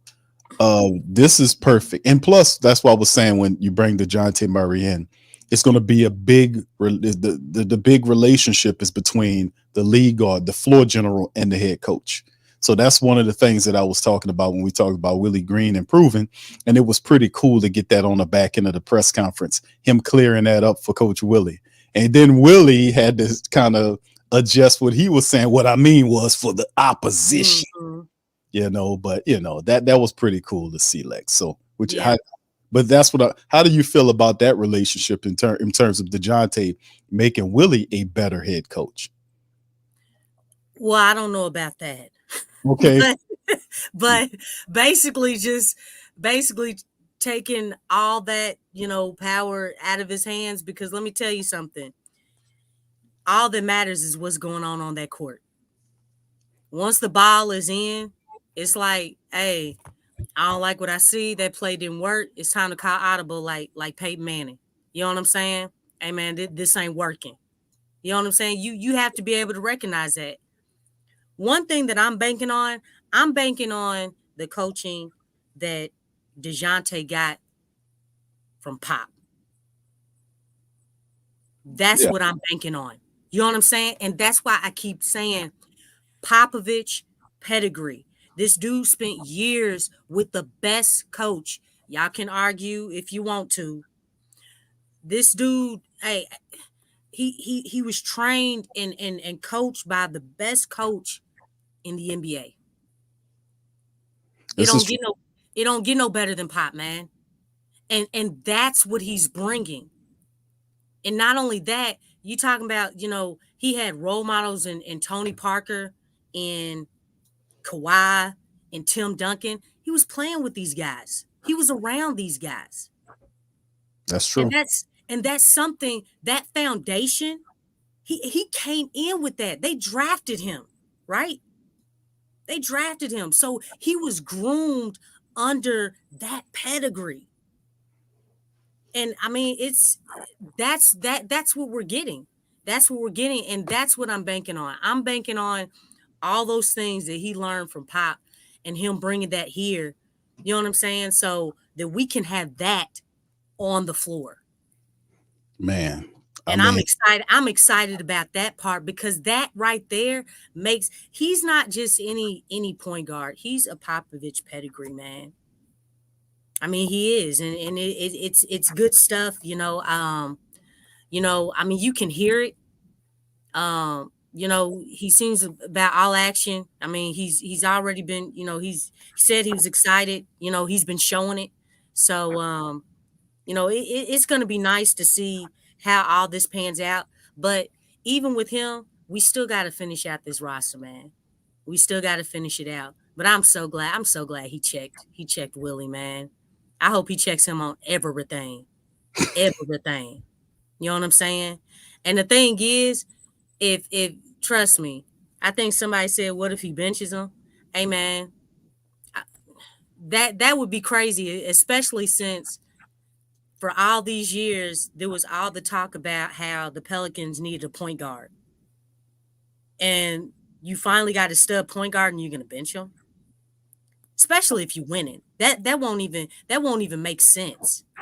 It really won't make sense. So I don't think he's gonna do that. But I think the thing is that by him coming in and he's a legitimate, respectable point guard, and he's shoot, Willie said, what he say? He said when he tore his ACL, he called and talked to him. That's when he was at the Spurs, right? Mm-hmm. So Willie knows what he's getting in a Dejounte Murray. And if it's like that, hey man, that trust should automatically be there. If you were calling him to check up on him when he was injured, when he tore his ACL, why all of a sudden when he's here, why would you not trust him? Mm-hmm. Good points, Lex. Great points. And I was just cycling through showing the family members these terrific pictures, man, that the photographers took behind the scenes of the presser and all the stuff that you can see. Willie's happy. He's cheesed up. There go Coach Willie. Everybody there. There goes Zion sitting first in the first row with our ambassador, Gail Benson. There go Dennis Lauscher sitting right to her left. Oh, okay. That's Lauscher. So, yeah, and that's the octopus. David Griffin, shout out to him. He had a fantastic presser. He used human beings 3 times, and they didn't even use it. Shout out to him. So, I mean, big ups to the Pels. They did a wonderful job, man. And like I said, man, and these are some of the pictures right here, Dejounte Murray. And number 5, man, look at that Pelican blue. That's that Pelican blue looks good on him, man. Hey, I'm excited to see him in that skeleton jersey. Yeah, it's gonna be cool watching Dejounte, man, ball, man. He looks comfortable here. It's gonna be a great fit for him to be in the city of New Orleans and representing the Pelicans, as you can see right there in the classic clean New Orleans white jerseys, right there. Like I said, man, it's gonna be a great time for him. We just got to finish doing what we got to do with the rest of the team, man. And you can see he's pretty happy, man, with that. So great pictures, man. That was really fantastic. Yes. I want to share something with everybody. Aaron Summers just reported that Dejounte Murray flew from New Orleans to Vegas today and immediately got in the gym. Murray said he's going to be there for Summer League to support. Hold on, my phone went off. To support to support the Pelicans and get to know his teammates better. So he just did all that today. Yeah, he getting right down to business, man. He getting right to business. He's excited about what the team has, and he knows that he's a key piece to driving this. He knows he's the perfect piece to drive all of this, for real. And you can see right here, this is a good one right here. You see with Zion and Dejounte Murray right here, showing, Zion representing in the front. So like I said, it was a lot of people there, man. The entire organization put on their Sunday best and came out and represented well. All right, we got DC chiming in here. How you doing, DC? DC, can you hear me, man? DC? I think he's still setting up. He's still, I don't know what he's doing. DC, are you cooking over there, sir? How you doing? Nah, he driving. He's driving to Las Vegas tonight. All right. DC, he's not ready yet. We'll let him back in when he's ready. All right, so let's get ready to schmooze on to the next one, fam. This is the other interview Aaron Summers did with Dejounte Murray. I don't know if y'all seen this. This is on Murray joining team and his expectations. Let's take a listen. Alongside the newest Pelican, Dejounte Murray, I'm Aaron Summers. Dejounte, we've been seeing it all over social media. You're in the Pelicans gear before you even got here into town. How excited are you about being a part of this team? I mean, I'm just excited to join the family. Great team, great city, great organization, and really just get to work. I love working. I work hard every day. Being a great person is just something that you should naturally do. You shouldn't not do that. So being a great person, working hard, and like I said, I'm excited to, come to New Orleans and just grow, build, and be a sponge to the city and the team. You had a lot of experience playing against New Orleans when you started your career with San Antonio. What did you see from this organization and the way that they play? Just the growth, what they're trying to do. Obviously it's hard to win in the NBA. Every single team is trying to get better daily and, just going out and competing. And, they always competed. They never lacked competing, no matter what. But you can just see, like I said, the growth and the development of everything as individuals to the whole organization. Coach Willie Green is doing great, keeping a great staff around him. And like I said, I'm excited to join such a great group like that. Some of the players that you brought up at your press conference, Zion Williamson, Herb Jones, you said you want to be on that first team all defense with Herb. 100%. Do you value defense over offense? I value just playing the right way. And playing the right way is, defense wins championships. Obviously, you got to score the basketball too. But just it's something for me, like when I know I'm playing defense, but also you got a group of guys playing defense. It's just something you can't teach. And the feeling of that, just knowing that we're competing on who's guarding the best guy, or knowing that you got your teammates back. That's important. So, I love defense. But it's a team thing. You can have one guy playing defense or two, and the rest not. Nothing happens. So, I'm excited to come. Like I said, this group all competes. Everybody wants to defend. Everybody wants to share the ball. I pay attention to everything. I pay attention to their interviews after the game, how it's a brotherhood, and they're all smiling and just lighting each other up. That's just something I want to be a part of. What do you bring off the court? Just myself. I don't know how to be nobody else. Natural born leader. Somebody that, like I said, I can be funny at times. They'll see, I fit right in any environment that I step foot into. You seem like you're a pretty even keel kind of guy, but on the court, you are definitely not that. How do you turn it on? When it's time to step on the wood and you're not wearing the same jersey as me, we're trying to take each other down. So that's an easy thing. You want what I want what you want. And obviously that's to win the game. So, that's easy for me. Like I said, I'm just being myself. I know how to be myself. I don't know how to be nobody else. Speaking of being yourself, you have two little ones. How has that changed who you are? I got a daughter. She's 6. Then I got a 1-year-old, and she's a girl. And then we got a 5-year-old little boy. So it's actually 3 around the house, and obviously my lady. And that's my world. Basketball doesn't define me, who I am as a person. It's just something I love and I'm great at, and I want to continue to be great at. But outside of this, I have my family support. I go home, play with them, laugh with them, eat with them, whatever it is, and just growing a bond with them. And that's really important to me.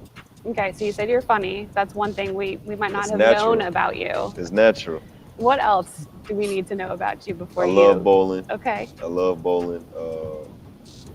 I'm a laid back person. I don't like partying. I don't do all the extra stuff. I'm really family oriented, and like when I mean family, it's not just my family I came here with. New Orleans is my family now. So, just somebody that want to do the right things and make the world a better place. You can't do it by yourself, but I always said if you could change one person's life, then you're doing something right with your life. Speaking of the people that are around you with this team and who you're going to be on the court with, what can we expect from you and the rest of the guys? I mean, what you can expect is, obviously, like I said, they were a team that competes at a high level already. And just adding in somebody who competes and still work as if I'm trying to make it to the NBA, I feel like I fit right in with this team. It ain't about fitting in or doing this or doing that. I am who I am. So, any room I step in, I'm confident, no matter who's in the room. And, like I said, I'm just excited because I'm a fan of the game. I'm a fan of a lot of them guys and just who they are as, people. Obviously, just hearing things and seeing things from afar. But you're going to expect the team to go out, take care of business. And that's playing hard, playing together, and just trying to grow with each other. You have a lot of fans already, and you're going to have a lot more here in New Orleans. We're really excited to have you a part of this team, and thank you for the time. I appreciate it. All right. Shout out to the Pell Nation, man, for being in the stream. Big ups to Black Preacher, man, for the super chat. After hearing this, looks like CJ is the trade piece for a center, not BI. One would only hope, if that's the case, that CJ would be the person that we move in. We know that the Pelicans, man, there's still a chance. A lot of people saying, Q, listen, man, I think they're going to end up holding on to BI. We shall see, family, because they're still trying to do some stuff here. We don't know exactly what David Griffin got going on, but in the end, it is what it is. We'll continue to monitor it, but we still need to add some rebounding there as well. So we still need some stuff here, and we'll see what the Pels got going on. DC, are you here? Is your microphone good, man? You all right? Oh yeah, I'm good, man. You supposed to say DC is you with me? Like you know you been doing the Kurt Franklin thing. DC, are you with me? Oh yeah, we got the Pels squad. We ain't going nowhere. I told you. Look, yeah, whatever. Y'all got to do that in sync, though. You know what I'm saying? I mean, I'm driving, Lex. Oh, man. What, you about to drive to Vegas to Summer League? Give me a break. You know it. Make sure you take pictures, okay? Make sure you take pictures. I don't got no camera. I mean, you don't got a phone? Such a liar, man. You don't I got dropped a phone? it and broke the camera. Liar. So you on your computer driving? No, I'm on my phone, but I don't have no camera, as you can see. Okay. That dude. You see that shot of Trey Murphy up there? But terrible. All right, DC. If I turn my camera on, it's gonna be all blacked out. Hey, we don't either, Von, too real. We don't either. What happened? Thank you, bro. Appreciate you, Black Preacher, man. Look, we're trusting the coach on the court. Okay? Oh, Lex, you finally coming around. You see the vision. You must have saw when Dejounte checked Willie. You see the vision. Yeah. Oh my gosh, that's what I've been trying to tell you. It's gonna be a little difficult for us to get. No, it's gonna be easy, Willie. It's gonna be easy. Hey man, hey, we all when he said that, we all knew what he was talking about. Remember when he said it's gonna be hard to give Jordan Hawkins some minutes. This Jordan Hawkins that you just compared to Steph Curry and Klay Thompson. Oh, it's gonna be hard to find a minute. No. And look, when he said that, I was like, I immediately thought about, because he said that same thing about Jordan Hawkins. I was like, yeah, he checked you, dude. He checked you. It is not going to be hard. That's what Willie needs, though. That's what he needs. Exactly. He needs somebody to get up in his face and tell him, Willie, you got to fight. You got to fight, Willie. Look, did you see his response? He was like, oh, I'm in for the opposing team. Be like, yeah, you better make it clear. You better be more clear. You better be more clear. Come on, man. Willie knows. Willie gonna do. You better say the right words coming out of your mouth. We got the modern day Bill Russell. Huh? We got the first ever Pelicans player. Ain't nobody playing with you, Willie dog. Ain't nobody playing with you. Doing motivational speeches up there and everything. Willie knows, man. Chill out, man. Willie gonna get this together. I'm telling y'all old ye of little faith. All right. Okay. So hey, can we change the banners? I just want to see a raise of hands. Okay. I'm gonna ask this question. Okay. So did you all hear anything? Did you all hear like 3 different mentalities talking up there, or did you hear one mentality talking? I heard one. Are you counting the octopus or as just octopus was just doing beautiful word salad as he does. Word salad is that's like a mentality. A side dish to the main entree Q. So Hey, I heard 3 different mentalities up there. Okay. That's it. 3 different ones. Hey, one none of them on the same page. None of them on the same page, man. I'm telling you. Say Lex. Willie. They're on the same page. You know why? That's why I said her one mentality. Willie was still talking confused. Look, what did Dejounte say? What did Dejounte say? It's not going to be hard. In the beginning of the interview. I mean, he said, One of the things he said is, that's our superstar. We've never heard Griff say that. Hey, But look, Lex, he says he called Zion, he gave him a compliment. He said Zion is a supercharged Draymond Green. What? That's Nah, right. he didn't say that. Like, look, did but say when that. you hear Griff talking, He did say you know what that. I'm saying? Like, You did say that, I'm Lex. just saying, like, you could hear the different mentalities that they had, man, because they all three of them were not talking the same. But see, but Billy still has that same mentality. But Look, he Lex, was like, it's gonna be in DeJounte's hands and a little bit of Zion's hands. Lex, hold up, Lex, hold up. the first press The conference. ball is gonna be in DeJounte's hand because he the point guard, and he ain't having it no other way. This is what I'm talking about. I want a point guard that like takes over. It's him. So he gonna get with Zion. He sound like he gonna get with Bi. They gonna have an understanding. When Willie talking that bullshit, they're going to tune him out and do their own thing, and it's going to be lovely. They ain't gonna do that. This is what we've been missing. We've been missing a point Brandon's guard. still gonna be on the team, but you know, You said they're not gonna do that. I'm saying they gonna get him. Go ahead, Lex. No, you can go on. I'm saying that this is the point. DeJounte Murray is the floor general. You got a head coach, Willie Green.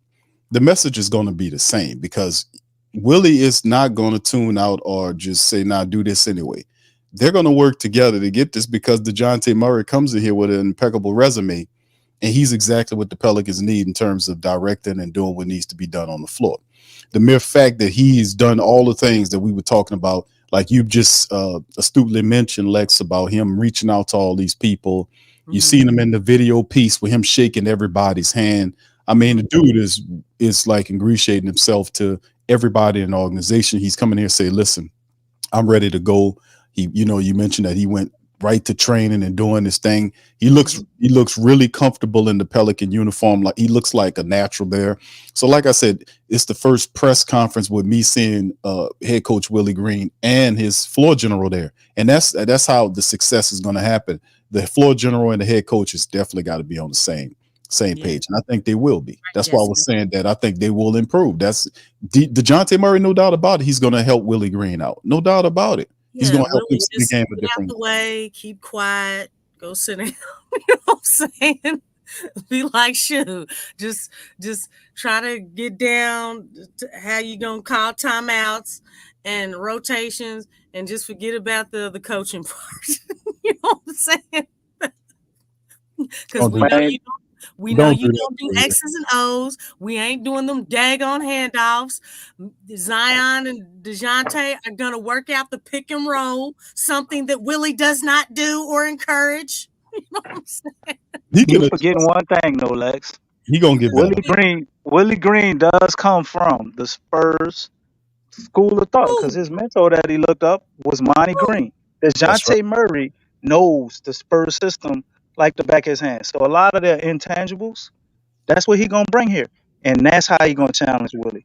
Because there's a certain way he gonna talk to him and certain things he's going to try to impose upon the team that Willie cannot deny because it comes from a winning culture.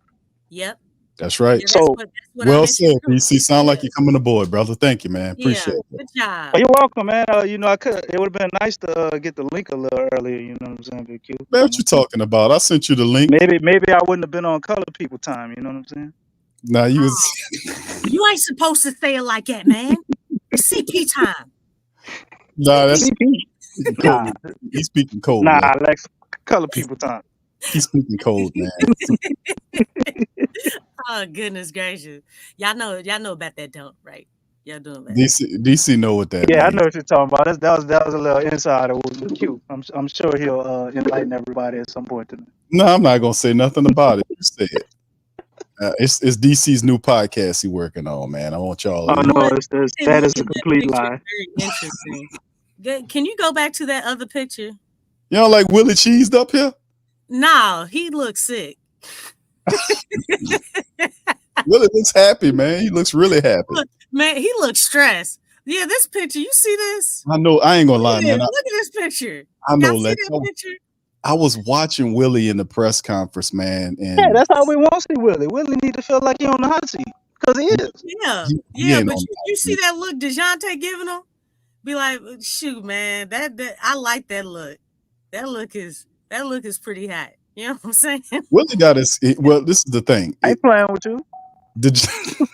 Yeah, basically. Yeah, basically.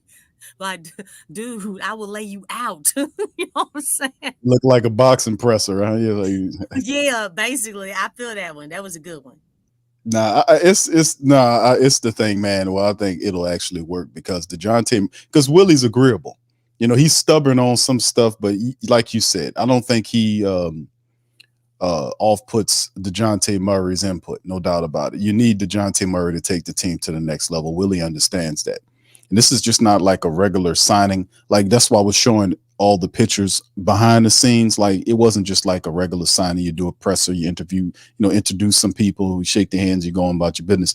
They introduced him around like he was Zion Williamson, like he was, he took them all. They took him, everybody everybody put on their dress clothes. Everybody met him. And I showed you all the pictures. He shook everybody's hand. It was a big shindig that they did to welcome Dejounte Murray. And I think it was well done, to be honest with you. And they just showing them, hey man, we need you here. We need you to do this. And what he does naturally can help the Pelicans in major ways. Like, and even David Griffin spoke about it. A shout out to him actually pinpointing that in his last few words that he said when he did answer the question, or he put in some information, basically talking about Dejounte Murray, the Pelicans handling the ball situation, not having enough ball handling in certain key moments of the game, which he's basically talking about that 27 situation that occurred when the Pelicans just kind of fell off the cliff in the back of these games, couldn't put it together.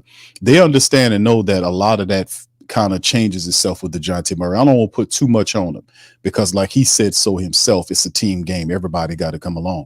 But at the same time, I love the mentality that he brings. Like, I'm just not going to just yell at you and tell you to do it. I'm going to be with you doing it. Shout out to Herb Jones. He's a real one.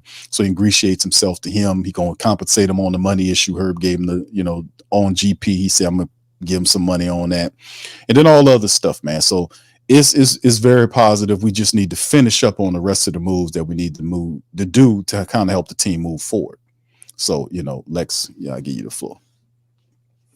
Oh, well, With a smiling Willie Green smiling at you, Lex. Willie's smiling. Nah, he ain't smiling at me. But I did want to share a few things. And this is within the last 3 seasons. Okay. These are the most steals in the last 3 seasons. Dejounte had 361 and Herb Jones had 338. Okay. And one thing with Dejounte, well, Herb, he's a one-time all-team defense. Dejounte, he's got that on his resume as well. And he was also he's a one-time steals leader. Mm-hmm. So I mean, that's golly, the defensive prowess I know it's coming with him. You know what I'm saying? Mm-hmm. You have the top 2 leading stealers in the league within the last 3 seasons. You know what I'm saying? I know. I mean, that's so what that tells me right there, there's gonna be a lot of transition points. You know what I'm saying? Yeah. A lot of fast breaks, which is very nice. But yeah, so you saying we gonna play with more force and pace, right? What? You mean play with speed and violence? He doesn't use. You are so special. I don't like Willie's words. He doesn't use. Look, I'm taking a Borrego, and I've been saying it. Got to play with violence, man. Speed and violence. Speed and violence is a whole lot better. All right. Somebody mentioned in the chat, you think they're changing the signs off the walls. I don't know, fam. Might be different ones next year. I do not like them words, man. Those are not what about words. What about tenacity, confidence, and we got to keep compassion. Wouldn't be the love doctrine without compassion. Come on. You know what? What? But it's tough love, Lex. Come on. No, it Yeah, you needs gotta to say that. I don't even want love up in there. Ain't nobody thinking about love when you step on the court. It's time to battle.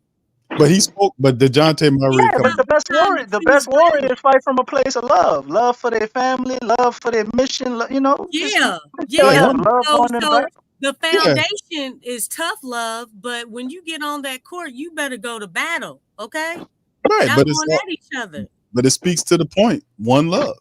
That's what it's all about. Okay, one love, man. Yeah. Go Pels. Now, You Big know Q on what? that bullshit. That's peace talk. We, We we ain't trying to should make peace. we should bring DC, Slim on so he can go I love you.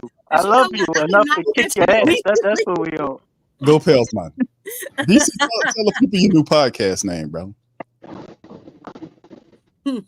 That's the name. Silence, because there ain't one. Okay. So it's So I okay. just, that moment of silence, that's the name of the new podcast, because there Okay. is one. All right. Can I tell the people the real name? I'm asking your permission. You can tell the people some imaginary made up shit like you always do. But go ahead. All right, DC. I ain't gonna say it. I ain't gonna. All right, Black Preacher Man says, how do y'all feel about BI being in the mix, playing off ball instead of being the point of attack? Lex, what do you think about that? DC, what are you building shelves in the back? What are you doing? he got Dropping his shit building there. blocks. Yes. Drop this damn guitar. I heard the boom. Nah, that wasn't a good. Yeah, bro, you dropping Come on, guitars man. and shit. You building shelves and everything. Lex trying to talk and break down something, brother. What's wrong with It don't sound like you in your vehicle though. you? He'd be lying, Go Pels, man. He's lying. Stop it, Vicky. Go ahead, say it for us, DC. Go Oh Pels, man. my gosh. Look, he gonna make a smart aleck statement and then come back behind it with go Pels. Go Spell, man. Go Pels, man. That's my dog, man. That's my dog. All right, but go ahead, Lex. Floor is yours. So he's still gonna be here. Well, I mean, it's not official, but there are articles going both directions. They have articles saying that Brandon Ingram, a lot of people seeing that they're still the Pelicans are still very much out there trying to gather trades to move him. I'm not hearing anything on the trade front in terms of CJ McCollum. Not hearing anything, nothing on that right now. If that's a real thing. So, and then like I said, it's a lot. It's just back and forth articles about BI stays.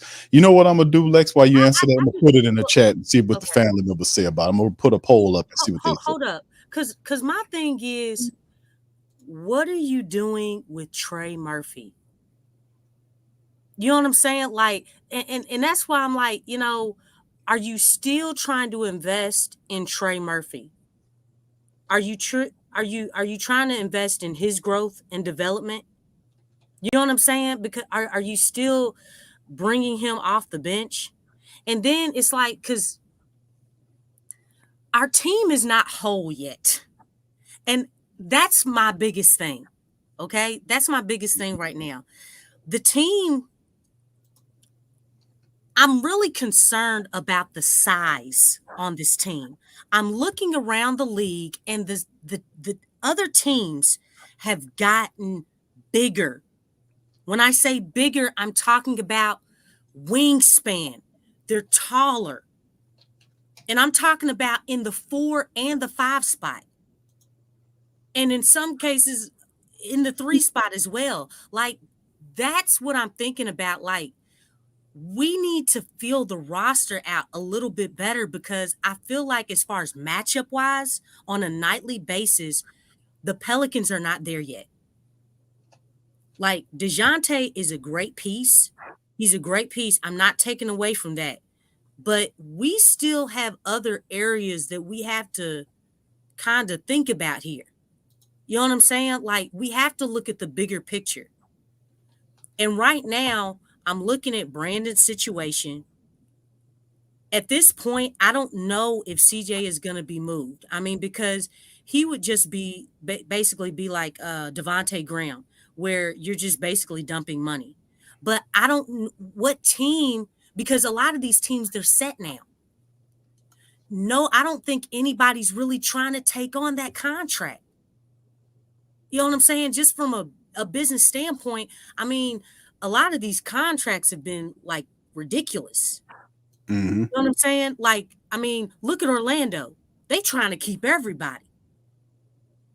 And they have a lot of length in all positions. They're like, these front courts are really beefed up. And the only front court that's not beefed up is the Pelicans. You know what I'm saying? I mean, I don't know who else who may not be beefed up, but right now the Pelicans are looking for a big man. But we are really lacking in size. And then when you even looking at the size department, you also have to look at rebounding. You look at Missy. Missy is not one of his strong suit is not rebounding. You look at Daniel Tice. His strong suit is not rebounding. Like, do y'all know, even with Mr. Double-Double and having JV was the Pelicans' best rebounder, right? He was the best rebounder. We don't have that anymore. So that's a concern. Like, rebounds means possessions, which means more opportunities. Like, there's no trickety trick or any way that you can get around this. We got to fill this roster out, man. And I mean, the thing is, right now, trading Brandon is the best way to try and get some size, you know what I'm saying, on this team. And not only that, if the team is going to be invested in Trey Murphy to open that door to give him the opportunity to flourish into the player that we all want him to be, then you have to move someone like B.I. So, I mean, I think that's the biggest thing. I'm just looking at a lot of things like this team is not complete yet. And, you know, if we had rebounding problems last season and we had Mr. Double-Double, now we don't have that. So we need somebody, we need somebody to rebound. We gotta have a strong rebounder.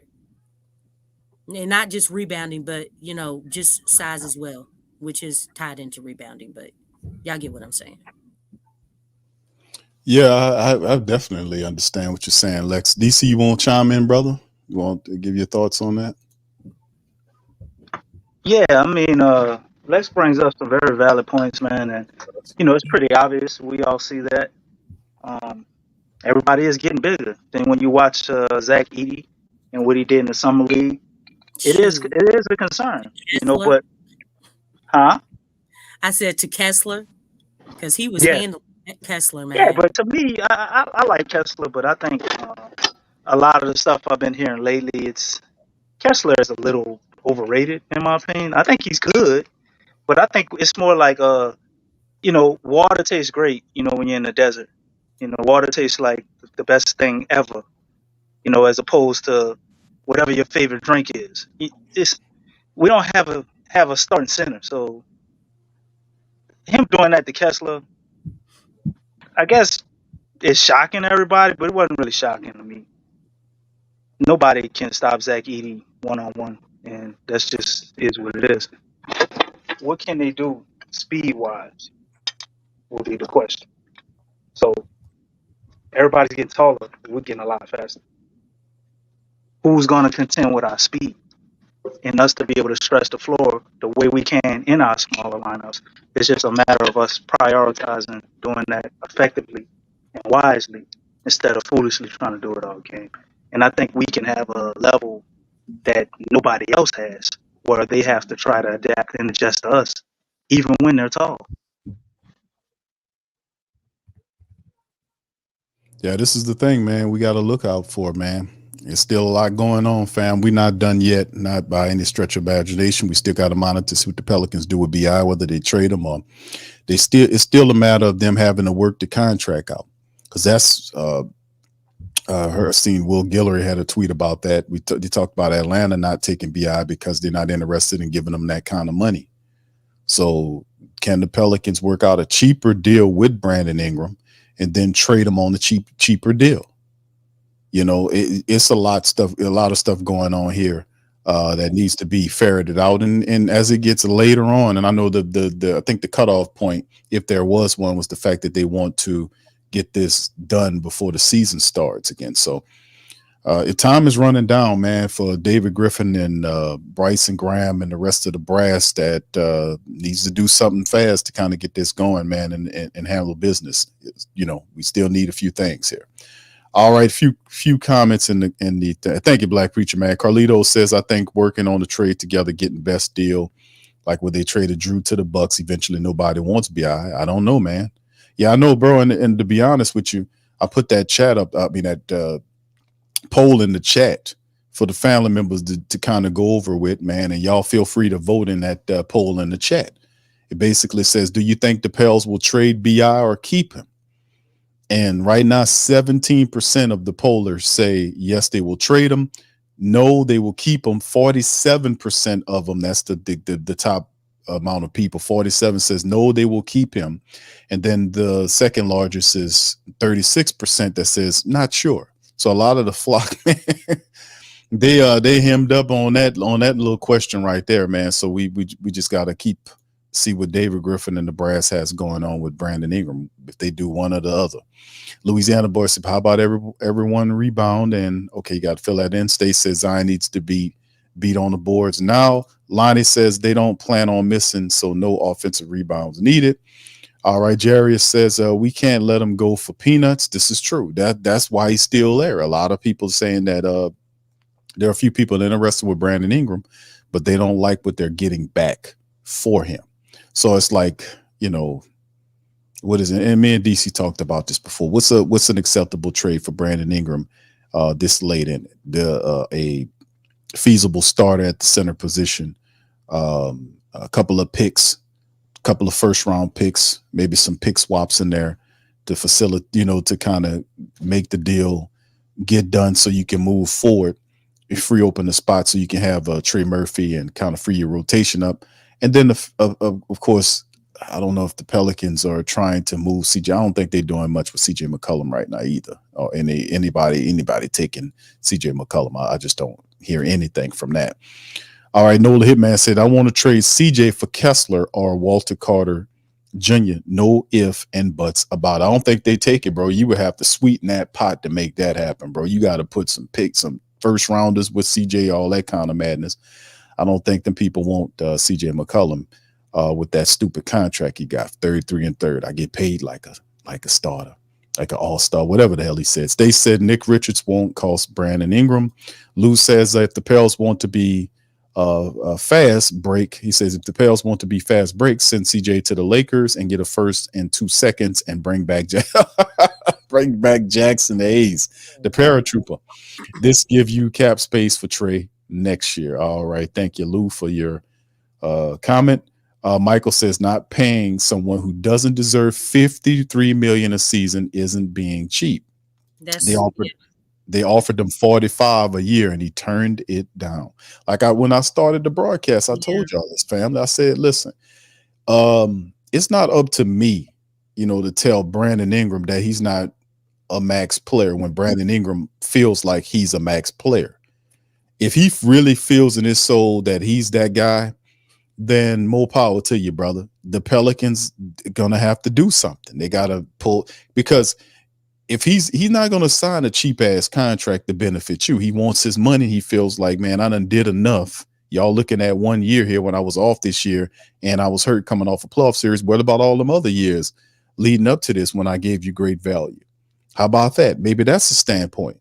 Anyway, what happens is, if he doesn't sign the deal, you're gonna have to trade him the best way you can right now and get the best mark you can, which is maybe a starting big of some sort. You're gonna have to pull the trigger. It's a difficult situation, I know, but at some point, if the player feels that he's a max player and he feels like he deserves $50-something million a season, and the team is saying, "Oh no, you don't," then that's a stalemate. That's a Mexican standoff right there. So somebody got to do something. The Pelicans got to pull the trigger and say, hey, man, we just got to find a place and get as much as we can get. Maybe we can get a start in some first round picks. If that's the case, I would totally understand that, man, because obviously, you know, it's some crazy stuff going on right now. So, man, that's my take on it, man. So there are teams or players that are on the trade block, but man, you gotta make a difficult decision right here. I'm not saying get lesser value, but if you can get a starting big and a couple of first round draft picks in there, and even sweeten it up with a couple of pick swaps, if you can get first round picks and a starting center, at this point, I would say that's a win, man. If the man not gonna sign the deal, fam, you got to pull the trigger. So, you know, that's my thing. A lot of people say Q, he ain't a max player. I hear you, brother, but that dude feel like he is. He wouldn't be asking. He's dead serious, man. Y'all, I want 50 million. I turn down 45 or something like that. You're right in the chat. Man, the man want $50+ million a season, fam. And he ain't backing down off of it. And do you think he's gonna like help the Pelicans out so they can put a deal together, and then he knows that he's a short-term option? And so the Pelicans he signs a cheaper deal with the Pelicans so they can ship his ass out, so they can free up money to sign Trey Murphy, when he knows he got all the cards on the table. They all facing up. You can see all the cards that they're going to play. So he's going to have this mentality about, man, I'm selling for that shit. I want 50 million. What you going to do with that, fam? Come on. If you're Bryson Graham, what are you going to do with that? So go ahead, Lex. What you think? Oh, I mean, he's definitely not a max player. I mean, when you look at Brandon's whole situation, this was his season, and he basically knew what was at stakes from the start.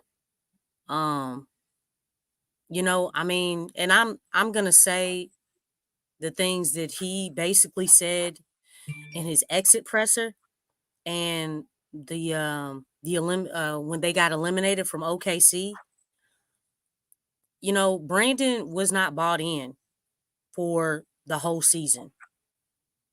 He wasn't bought in. He did state that you know, it was his worst time as far as being in a Pelicans uniform from FIBA to all of this season.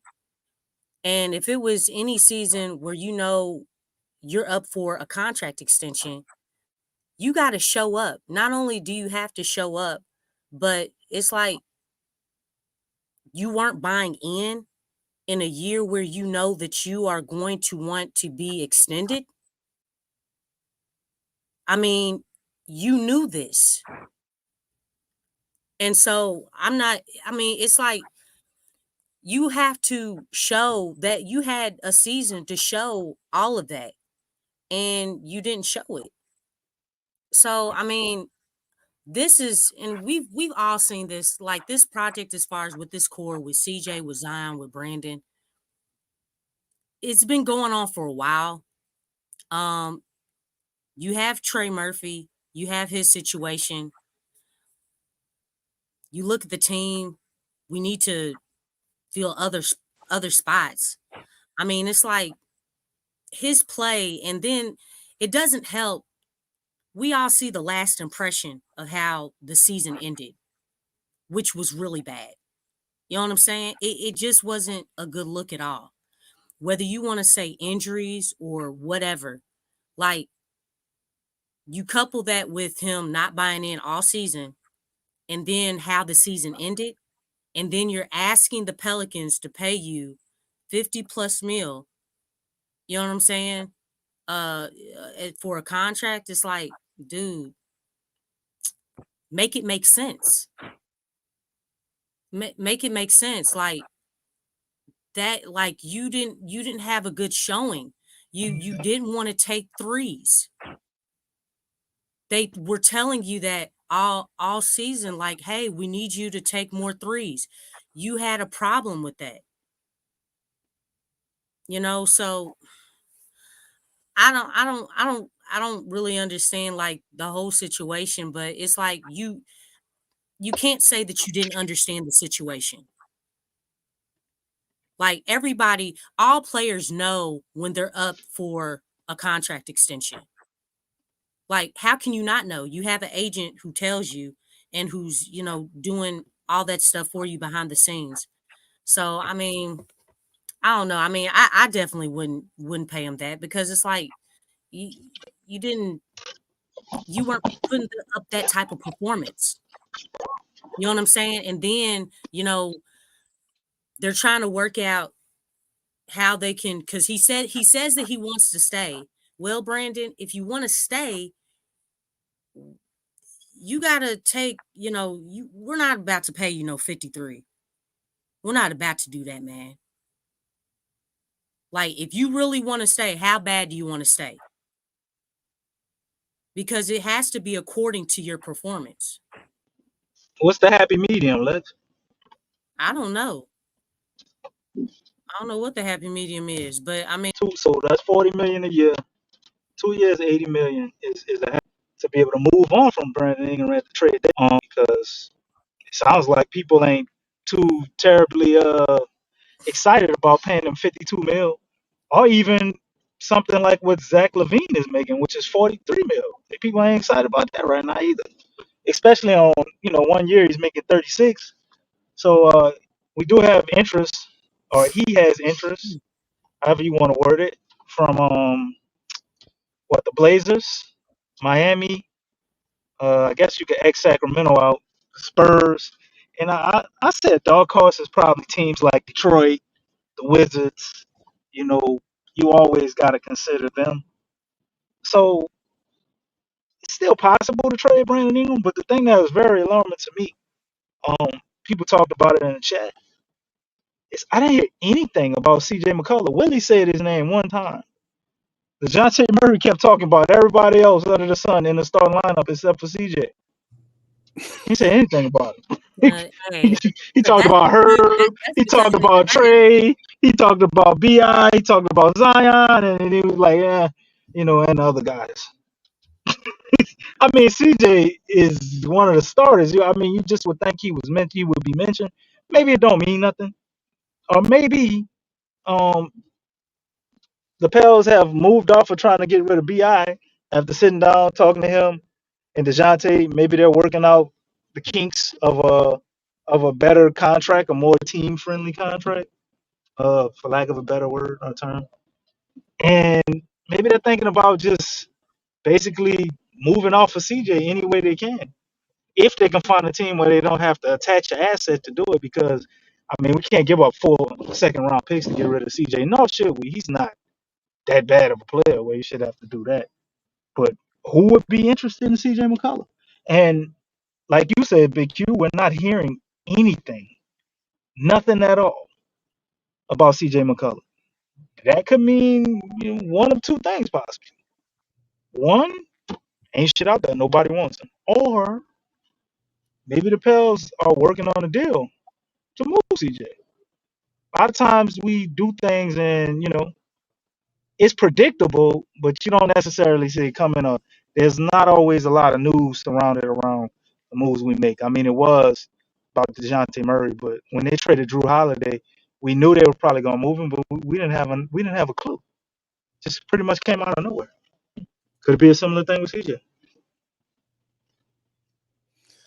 I don't know, DC. You could be right on that, brother. I haven't heard a damn thing about CJ McCollum, to be honest with you, bro. Not Quiet nothing. as the church mouse. Exactly. If they're having difficulty moving Brandon Ingram, I can only imagine what the environment is like for CJ McCollum. He's owed 60 million over the They next. might not be asking as much for CJ as they are for B.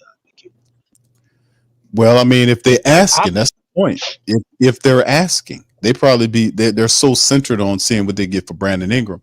I don't even know if CJ McCollum, even though he's mentioned as a trade piece, if they even pushing that. So like they're trying to get Brandon Ingram, find the best possible deal for Brandon Ingram, who wants max money, who wants $50-something million, and the Pelicans like, man, we can't do that. We won't, And unfortunately, a lot of the NBA is saying the same thing. So the market is do they have a team or maybe a one or two teams that was willing to get close to that mark? What about Chicago, man? Chicago is in this weird place where they want to go all in, but they probably shouldn't. But because they can't get off of Zach LaVine, maybe they will. Dude. They're just in a weird place. So are you saying a Zach? No, I ain't gonna even say it. You go ahead. Or Orlando. Orlando, I know they made a lot of moves. They got Cadwell Pope. But I mean, who else is on their roster that they're potentially looking to move? I mean, could they be able to move 28?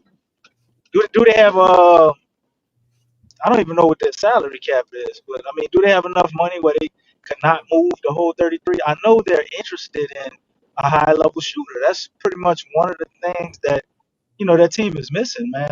Honestly, you put CJ over there, I mean, they would be pretty dangerous if they can figure out the correct rotation to apply him to. The only problem is DC is they're not doing that without Zach LaVine. So you would have to. Is it? No, I was saying Orlando. Or well, you mentioned Chicago, but that's what I was saying. Chicago and Orlando. I kind of mentioned both. Okay. Well, I mean, each one of those teams are you need multiple. Maybe not so much for Chicago. Maybe not Zach LaVine, but I know that's what they're trying to move. They recent deal that said that they're trying to attach 2 second-round picks with Zach LaVine to get him out of there, which we damn sure don't want Zach LaVine. But there are other assets that could possibly help. We talked about the center up there who's on the trade block. We mentioned, and of course, a lot of people like Wendell Carter Jr. We talked about him, but you would need help. You need somebody to come along, a third team to help you with that. And we talk. What would be the? Let's do this. What would be? Let's simplify it. What would be the? And I know this is the most difficult question of the process. What would be the best trade based on the fact that the Pelicans are not, that BI wants $50 million a season, and it doesn't seem like he's not going to take less money to help the Pelicans out? What is the best trade that they can do right now to get a player at a position of need? Which would be the best trade that they can do? I think you know the answer to that. I'm asking you asking trick questions, man. It would be the trade proposal that you have been pumping for. No, I'm asking the question. I'm asking. It would be the Blazers, man. That's the only one that makes the most sense right now. Elaborate. I mean, we want Cleveland, right? Cleveland, if they are gonna trade Jared Allen, they're gonna take their time, right? We want Wendell Carter Jr. from Orlando. Orlando didn't give all their goddamn money away. They have no cap space.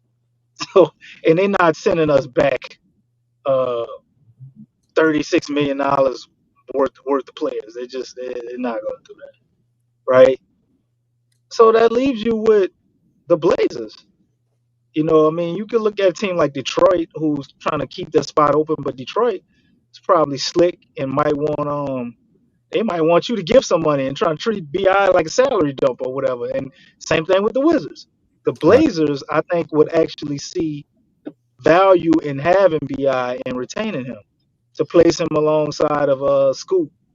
Scoot is very small. You get your big wing, which they don't have. They got Danny Avdija, who he can play small forward, but he's really like a power forward. He's like 6'9" too. And then you pair them 2 guys, him and Brandon Ingram, up with Cleveland and Scoot, and they got Shadion Sharp.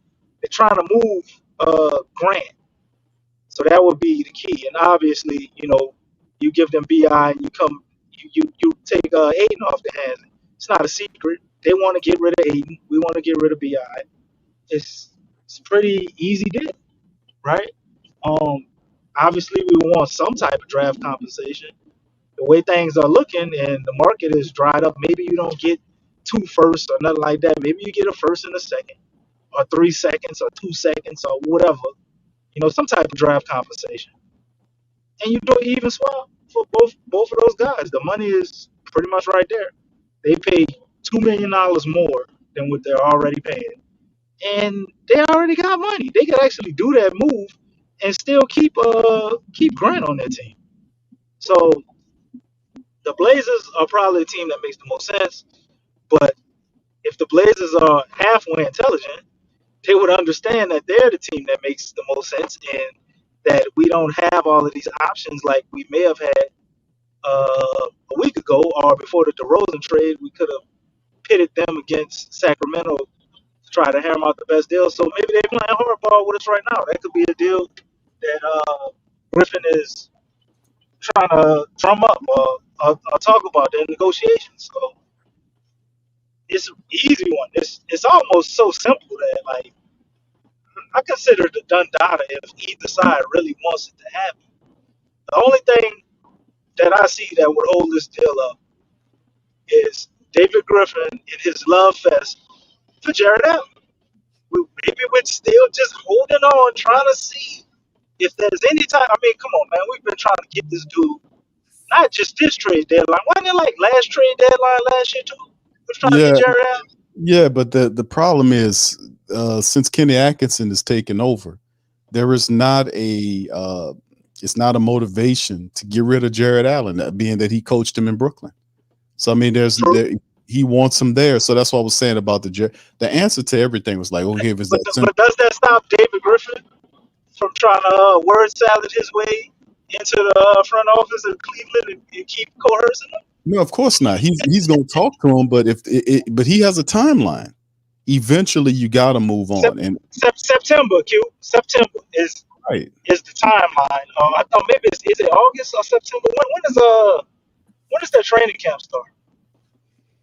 I would think that would be like September. The last hurrah. Like you want to get the player here before training camp. Like you don't want, if you can, you don't want to trade somebody like after training camp. If you're still in off season. I get what you're saying. I'm just saying that the longer it kind of leads on, because people have had the opportunity to think about what they're going to do, and most of these teams that have these players, like you're talking about Jared Allen, they're going to keep the core. Darius Garland's not going anywhere. Jared Allen is not going anywhere. Spider signed his deal, and you have Mobley. So, and then of course the new coach is Atkinson. I don't think they're breaking that up. I think they're good there. I know only person trade rumors have now is with Okoro. They're trying to do a sign and trade. Right, they're trying to trade Okoro. That's the only dude that's tied up to anything trade wise that's worth anything coming out of Cleveland. Outside of that, like I said, there's the interest. Walker Kessler is not it. Utah wants a first round draft pick for him. The Pelicans are not going to do that. I don't think he's worth the first round draft pick from us for how we gonna utilize him. Like, but that's what I'm saying though, DC. He isn't Walker Kessler on a 1-year deal. He's playing like on a 1-year deal. So I think it might be 2. Is it 1? I thought it maybe it's 2. No. Let me just check. I thought it was 1. We would only use him for about 20 to 22 minutes a game, man. Really excited about getting the first round pick. I don't think Walter Kessler is the dude, bro. I don't think he's the guy. I think he got. Hold on, let me pull up. I thought it was 1 year, but I could be wrong. He has. He got 2 years, DC. In the second year, he filed 26 a club option, so he got 2 years. At what is it, about $7 million between be careful both. with your answers, bro. Don't be careful. I say again. I said, be careful with your answers. Don't be dragging your answers on the end of your words.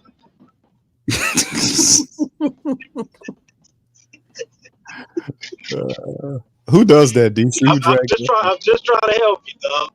Who cares? Drag the S's on their words, DC. Lex, you want to answer? Lex know the answer. Lex said, Je sais pas.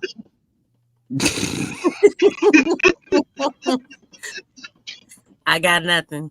Well, look, Q. Anyway, man. Now I answered your question. Now let me tell you the truth. The truth is. Hold on. Before you say that, hold on. Yeah, there you go. Quiet laugh. Oh, goodness gracious. I can't believe he laughed like that, man. That's Go Come on, ahead, Lex. DC. He Go happy. ahead. That shit was funny. I love it. Hold on, Lex. Glad Lex, he I let want it you play. to hear this. I want you to hear what DC got to say. This is more CTP. Crazy Pine. Oh no, hold on. Color people time? No, Yeah, it ain't got nothing yeah. to do with time. But look, CPT. This is more CPT this from ain't DC. this ain't got Crazy. nothing to do with color people time, bro. No, But it's look, Crazy this Pineapple. was about to happen. Hold on, Oh, DC. it ain't crazy at all. DC, hold on, brother. Because you It ain't just sit crazy. Well, I've been holding for a you've been saying a bunch of stuff, and then you're gonna sit here and say, "Let me tell you." while. No. I answered your question. So you Now gonna let me tell you the laugh truth, at and the then you rest of can it? have the flow. No, you can have the flow. I'm gonna tell you what's about to happen. I'm gonna tell you the truth of what's about to happen. I answered CPT. your question in that little make believe scenario we drew up there. What's about to happen, Big Q, is Brandon Ingram is staying with the Pelicans. So buckle your seatbelts. Everybody get ready for it. I told you if he wasn't traded, then what? What we was talking about that Friday? I said, man, if Brandon Ingram ain't gone by Tuesday, he gonna stay a Pelican. Well, it's Tuesday. Bi still here. We got about maybe what 2.5 more hours, 3 hours left in Tuesday. If Bi is a Pelican, tell at least to trade that. You can have a float. But see, that's the thing, man. A lot of people don't. One of the family members is saying, "Man, why y'all trying to trade Bi, bro? Because it's time, man. I mean, Bi wants to. He doesn't want to take the money that they're willing to offer him, which is the 44, 45 million a season. He wants $50 million. They're at an impasse. If you don't, he has to take less money if he wants to stay. And even if he does that, the Pelicans more than likely will end up trading him anyway, because the reality is there's another player that's coming up behind him, and Trey Murphy III, Pauls, that is looking for playing time. Wait, And hold on. Why are we pausing on that? hold on, DC. What happened? Stop dragging your S's and let me finish my comment. Hey, I ain't dragging no essence, bro. I ain't dragging no essence. Say, bro, hold on. Let me explain to the people, because they have a good point on that. What's to do? Why are we trying to trade Bi? Why don't we try to get rid of CJ McCollum? Because there's no trade market for CJ McCollum right now. There really isn't a trade market for CJ McCollum. There is nobody wants CJ McCollum unless you entice them to take him, which means you have to add draft capital, which they don't want to do right now. And then, of course, the Bi thing is Bi complicates it. And this is also known because Will Guillory and I think another insider mentioned it as well, is that the reason why the Hawks didn't take him was because they wasn't interested in what he wanted to get paid. They didn't want to give up assets, whether it was players or picks or otherwise, to get a player on a 1-year deal and he walks. They don't want to do that. They want, they want to make it make sense. So, I mean, you ain't going to fleece him twice. In other words, we put the pistol on him the first time around. You think the people going to let you put the pistol on him the second time around? Fam, we got Dejounte Murray for backup players, and a couple of first round picks to get him here. We put the pistol on them people the first time around, and now you circling back trying to hit them again. They won't let you get them the second time. They're going to have every cannon aimed at your ass the second time around. Trust and believe. So there's no market for CJ McCollum right now. I would love to trade him. Don't get me wrong. I would rather see him go, but there's no market for CJ McCollum right now. You might, and we talked about this a while ago, like, man, CJ McCollum, you might have to hold on to him all the way to the trade deadline, because you will be then able to trade him, because his contract will look a lot better than after, prior to the trade deadline, because going into next year, he'll be operating on a 1-year deal with 30-something odd $1 million getting ready to fall off the cap once that contract expires. That looks more attractive than what he got going on right now, contract speaking. So if you look at Brandon Ingram, the reason why you moving Brandon Ingram out of here is because obviously we got a guy in Trey Murphy that needs the minutes, same way as Jordan Hawkins needs the minutes. That's why CJ McCollum needs to get going. But you're between a rock and a hard place, man. Bi doesn't want to take less money, and he believes that he's a max player, and he's going for broke. So, like I said, they're at an impasse.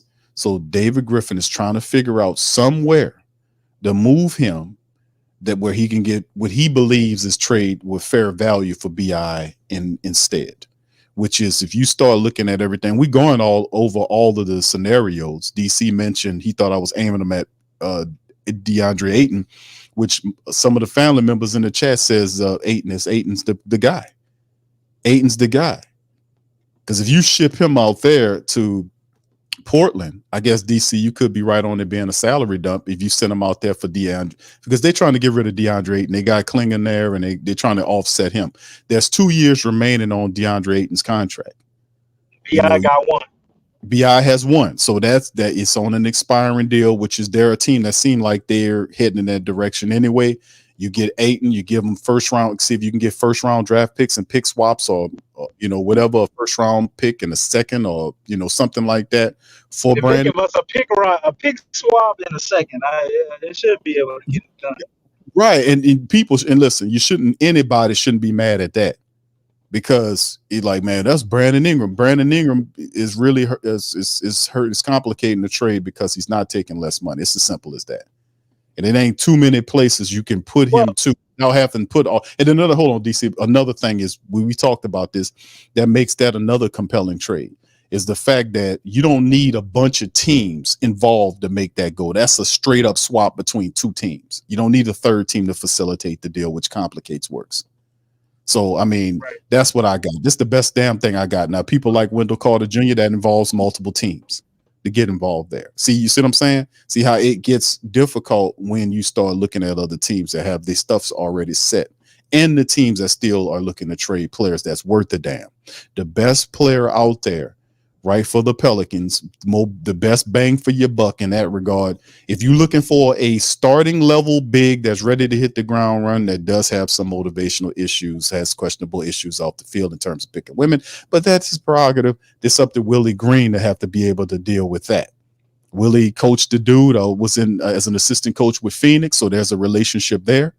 And like I said, bro, this is the best I can do, man. Unless there's something else going on, and more than likely it isn't, man. This is the best damn thing I can come up with, bro. This is the best I got. 2 teams, not 3, makes it simple. The contract work because 30. What is it, DC?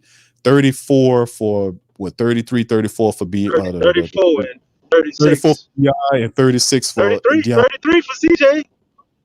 So they're not going to take CJ, bro. But that's the best I got, man. So if anybody got something better than that actually makes sense, that's real on that regard, let me know, brother. But I've been working my mind, going over all that shit. That's the best that I got for what's going on right now. Go ahead, DC. Floor's yours, bro.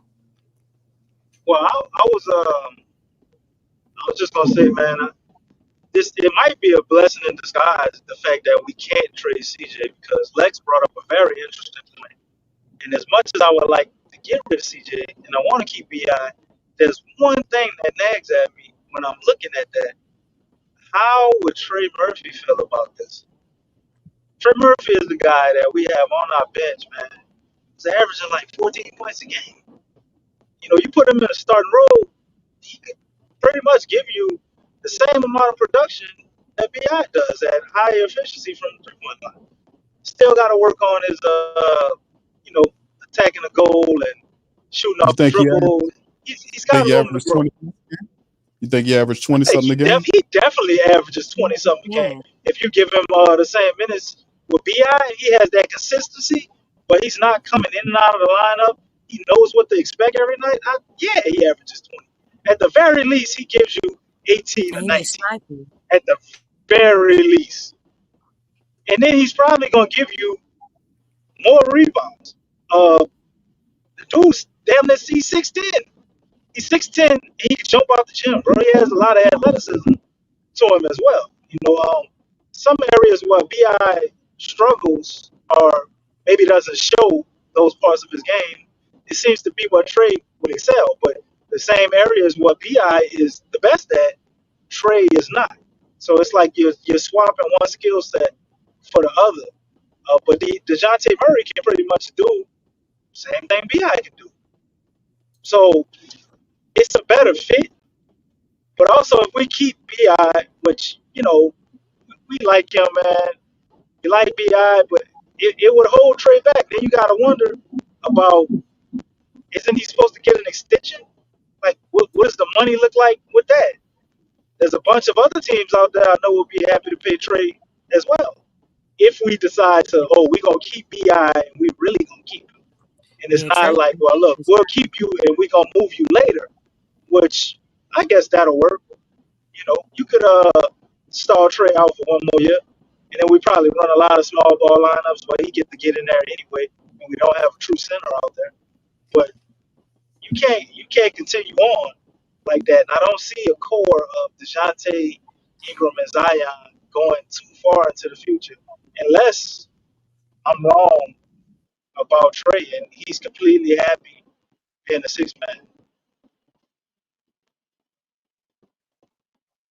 Hell, I don't think you got much choice. You I got to do mean, what do you mean?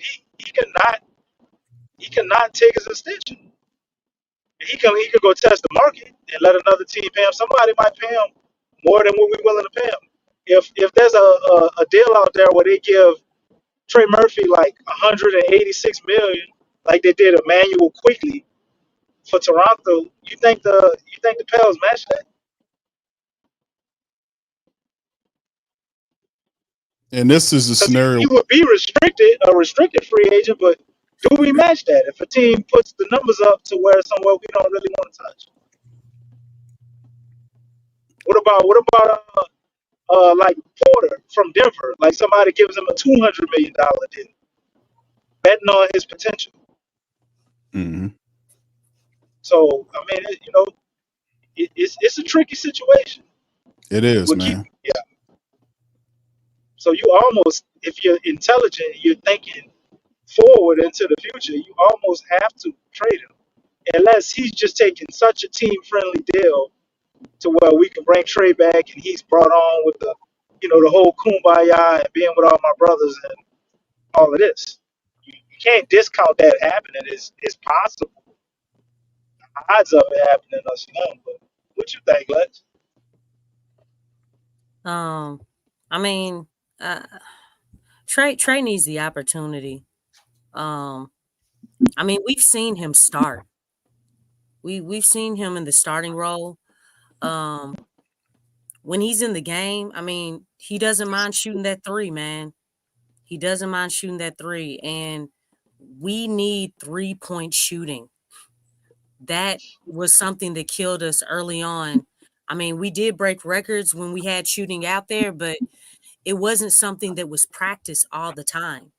You know, we I think there was one game where we put up like 40 or 43 attempts or something like that, and the Pelicans don't usually put up that high volume of 3-pointers, but it's a 3-point shooting league. So I mean, we need to have that shooting out there. The chemistry with Trey and Zion is like they have great chemistry. I mean, we talked about all last season how why is Trey coming in for Zion? You know what I'm saying? Like as far as even with the rotations, when their synergy was just it was so natural. They connect very well. Their chemistry was really there, and we didn't really get to see that a whole lot. But we know that they play very well with each other when they are out there on the court. So I just think he needs more opportunities. And right now, obviously, I think a lot of people, if it's between Trey Murphy and Herb Jones and Brandon is still here, then a lot of people are still going with Herb Jones being in that starting lineup. So it's like, how long are we going to wait, for Trey to get his opportunity, especially when it is a 3-point, it's a shooter's league. Zion needs shooters out on the floor. He needs that. I mean, that opens up the lane tremendously. We know he can put the ball on the floor.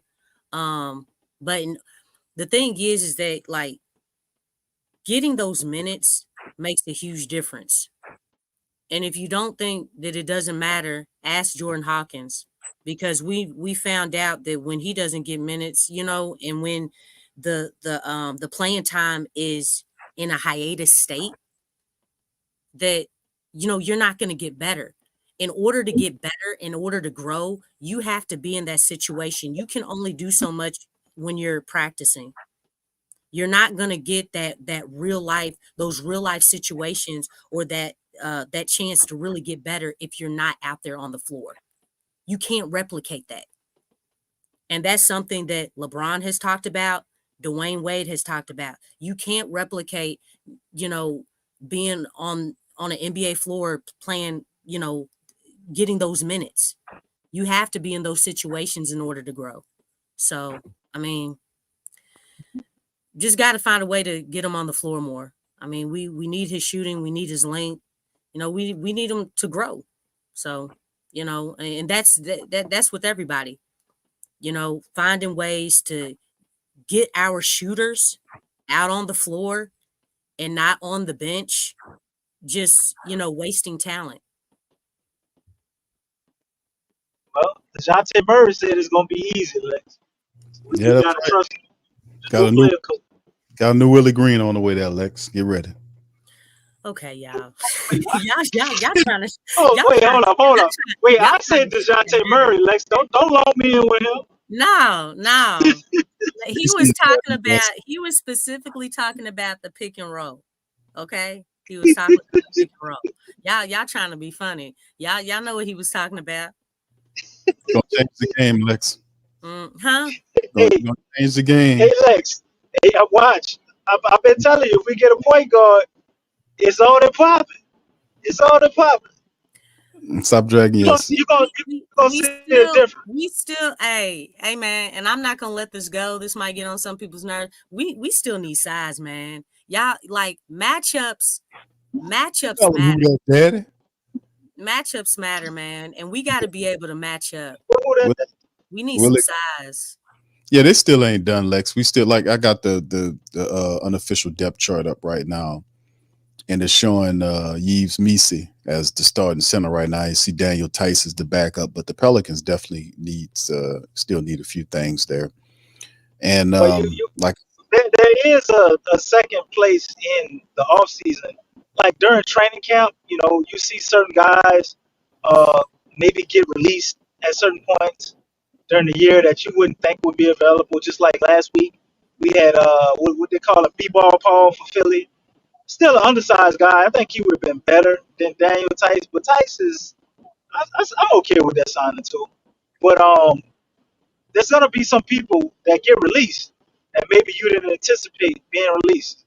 Like some of these rookies might be a little earlier on track than the team thought, and they get rid of some guys. So, or there might be a diamond in the rough. Somebody finds a guy, a two-way guy, or undrafted guy, and they didn't think he would be much, and they wind up cutting somebody that's a backup, but that's quality enough, I guess, for us to get until we can figure out what we're going to do if we go into the season this way. You got 4 dudes that could be out there, and 2 other dudes that were possibly on the bench that would be a starter on other teams. And then you still got 2 to 3 other rotational pieces that are pretty good depending on how our rookies look and Jordan Hawkins. So we do need size, Lex, but I mean, looking at our roster, it could be a lot worse. But if we want to contend for a championship or make real noise in the playoffs, we definitely will have to get another big man to fill that hole some type of way. Yeah, I'm not just filler, a real solid big man.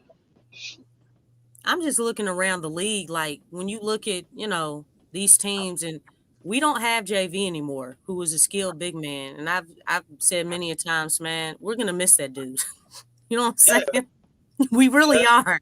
Like, I don't think people realize how valuable he was. The problem was, you have Willie Green, who did not know how to use Jonas Valanciunas, or did not just didn't utilize him right. But I mean, yeah, like I'm just saying, like, you just look around the league, and a lot of times when you see how the league is adjusting their roster and things, you want to make sure that you're matching up well with your opponents. Not just the other way around. I mean, we understand the small ball, and I have nothing against the small ball. The small ball does work. but it doesn't work in every situation. We saw that with Larry Nance. That's true. You know what That's I'm true. saying? Because what happens, and I've seen somebody say this, having Zion at the 5, I don't like hearing that. That's a very scary thing right there. Zion is 6'6", 6'7". You're talking about him on a nightly basis, going up as far as on the defense end, going up against 7-footers. Not just one. Now, some of these teams, they got 2 7-footers. Some of them got 3. That's a lot. Like, Larry Nance was getting beat up down low. He wasn't able to be aggressive. Like, that's a lot of banging down low. I don't know if you all have ever been down low banging with with big guys, but that's a lot of contact that you're, just embracing, like, on a nightly basis. We don't want to do that to Zion. We don't No. want him down at that 5 position. Okay, we don't want to do that to our star player. That's crazy. I agree with that, Lex. I And definitely agree on that. Willie Green, he is in love with that small ball. He's in love with it. So I mean, it's like if we want to prolong Zion's career, right? Like, having him on a nightly basis, and that's what concerns me with Willie Green's philosophy with that small ball.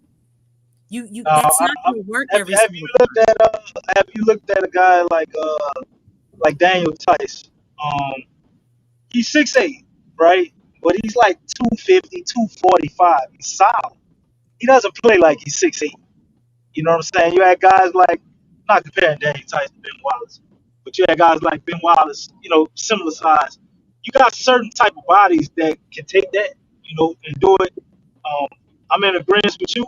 I don't think Zion is one of them, but I do like the idea of it in spurts, even if it's not Zion there. Somebody else that we would potentially think shouldn't be there, like Herb, may be a good candidate for spurts to throw the other team off as a something to make them adjust to us on the offensive end and see if they can exploit it. On the other end, and I think with our point of attack defense and having the defenders that we have, I think our defense is going to be a lot better with Dejounte Murray and Herb. Like, him having a running mate is going to really change a lot. Like, we looking at bigs, right? JV, man, we all gonna miss him, Lex. You bring up a lot of valid points, and I'm like, damn, can we convince Washington to trade him back to us? But that ain't gonna happen. He gone. We all here never really wanted him to be gone. We seen the value he has. But as far as a rim protector, JV wasn't the best rim protector. But the way our defense works, we don't allow people to get to the rim. So I think a lot of that can be mitigated with his small ball philosophy, right? And also the rebounding. Dejounte Murray is a hell of a rebounder for a point guard. You talking about a guy that could potentially, look like a baby Russell Westbrook when he had his triple double run. Like, this somebody who can almost average a triple double, possibly. You know what I'm saying? So you got something there, but where you cannot look away from it, and you absolutely right to be concerned, is when we get in the playoffs. Like, man, you can't do it. You need at least some bodies, far as having big dudes. You know what I'm saying? Like, you need some 7-footers to just put on Jokic. Some guys with some size exactly to hope they could slow him down or to take some fouls. You don't want Zion getting beat up like that, because they're gonna be gunning for him in the playoffs. That's when guys turn it up another notch. They'll be out there trying to hurt you on that mission of a championship. They ain't playing with you. So you're right, but I think the Pels, I know they let us down a lot, but I think they're intelligent enough to at least get another big instead of having it the way it is. Even if that's something that lingers into the season, I think we pull off something at the trade deadline if we just keep dragging our feet because they have to. They have to. Even if they don't get the best one out there, just a starter level guy. Daniel Tice, to me, is not a starter level guy. He's a guy that can start if needed, but Yeah, that ain't somebody you can but he's start a all season. somebody off the bench. I like him though. I like Yeah. that. I like the way he does his pick and rolls, man. I was talking to Q about it, and Mm-hmm. man, he'll like act like he's about to pick people and then just take off. As soon as he gets them to commit to the pick, he rolls to the goal, and he puts the defense in a 2-on-1. It's kind of unique how he does it. I definitely want to see. I want to see that with Zion because I think he can bring back a little bit of what we saw with Steven Adams and how he used to set them awesome picks for Zion. We Yeah, kind of missed that with JV a little bit. or Him Ty keep getting Scruggs. called up for leaking screens. All right, Lex, you want the last word before we end the stream? Oh, just yeah, we just gotta have some size, man. Just looking at how Willie Green works, his philosophy, he falls in love like to the death with that small ball. He does. I mean, we've seen it. So, the thing is that, every time, people mention, Zion being at the 5. I mean, even Herb, you know what I'm saying?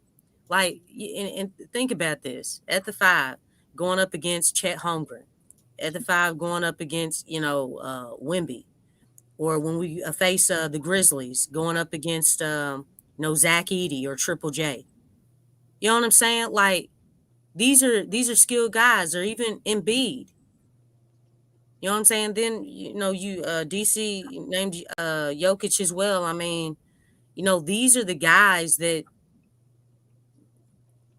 we want Herb on, we want Zion on, you know what I'm saying? For a No. majority of the game. That's a lot. Now, I mean, obviously in the spurts, it makes sense, but it's all about just having a balance.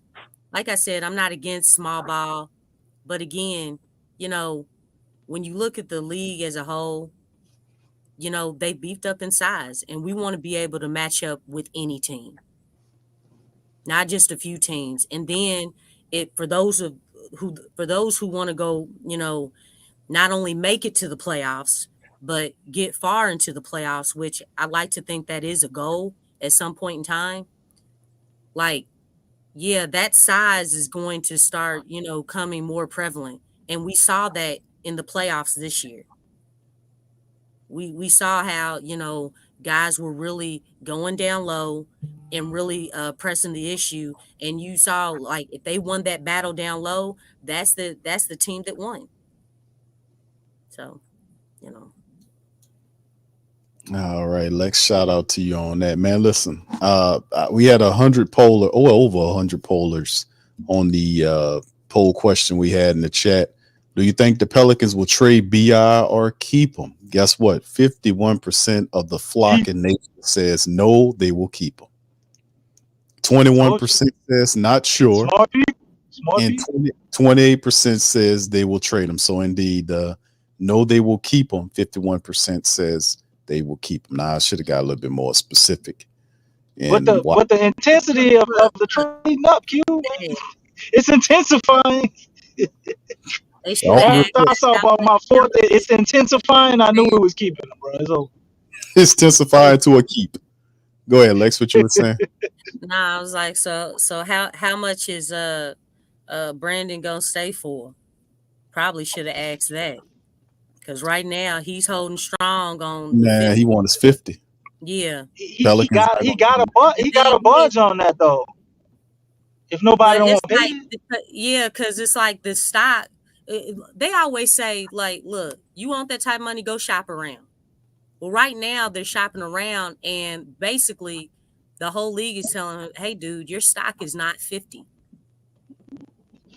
It's not 50. It's not 40. It's not 45. You know what I'm saying? It's so like it's probably more like maybe 30.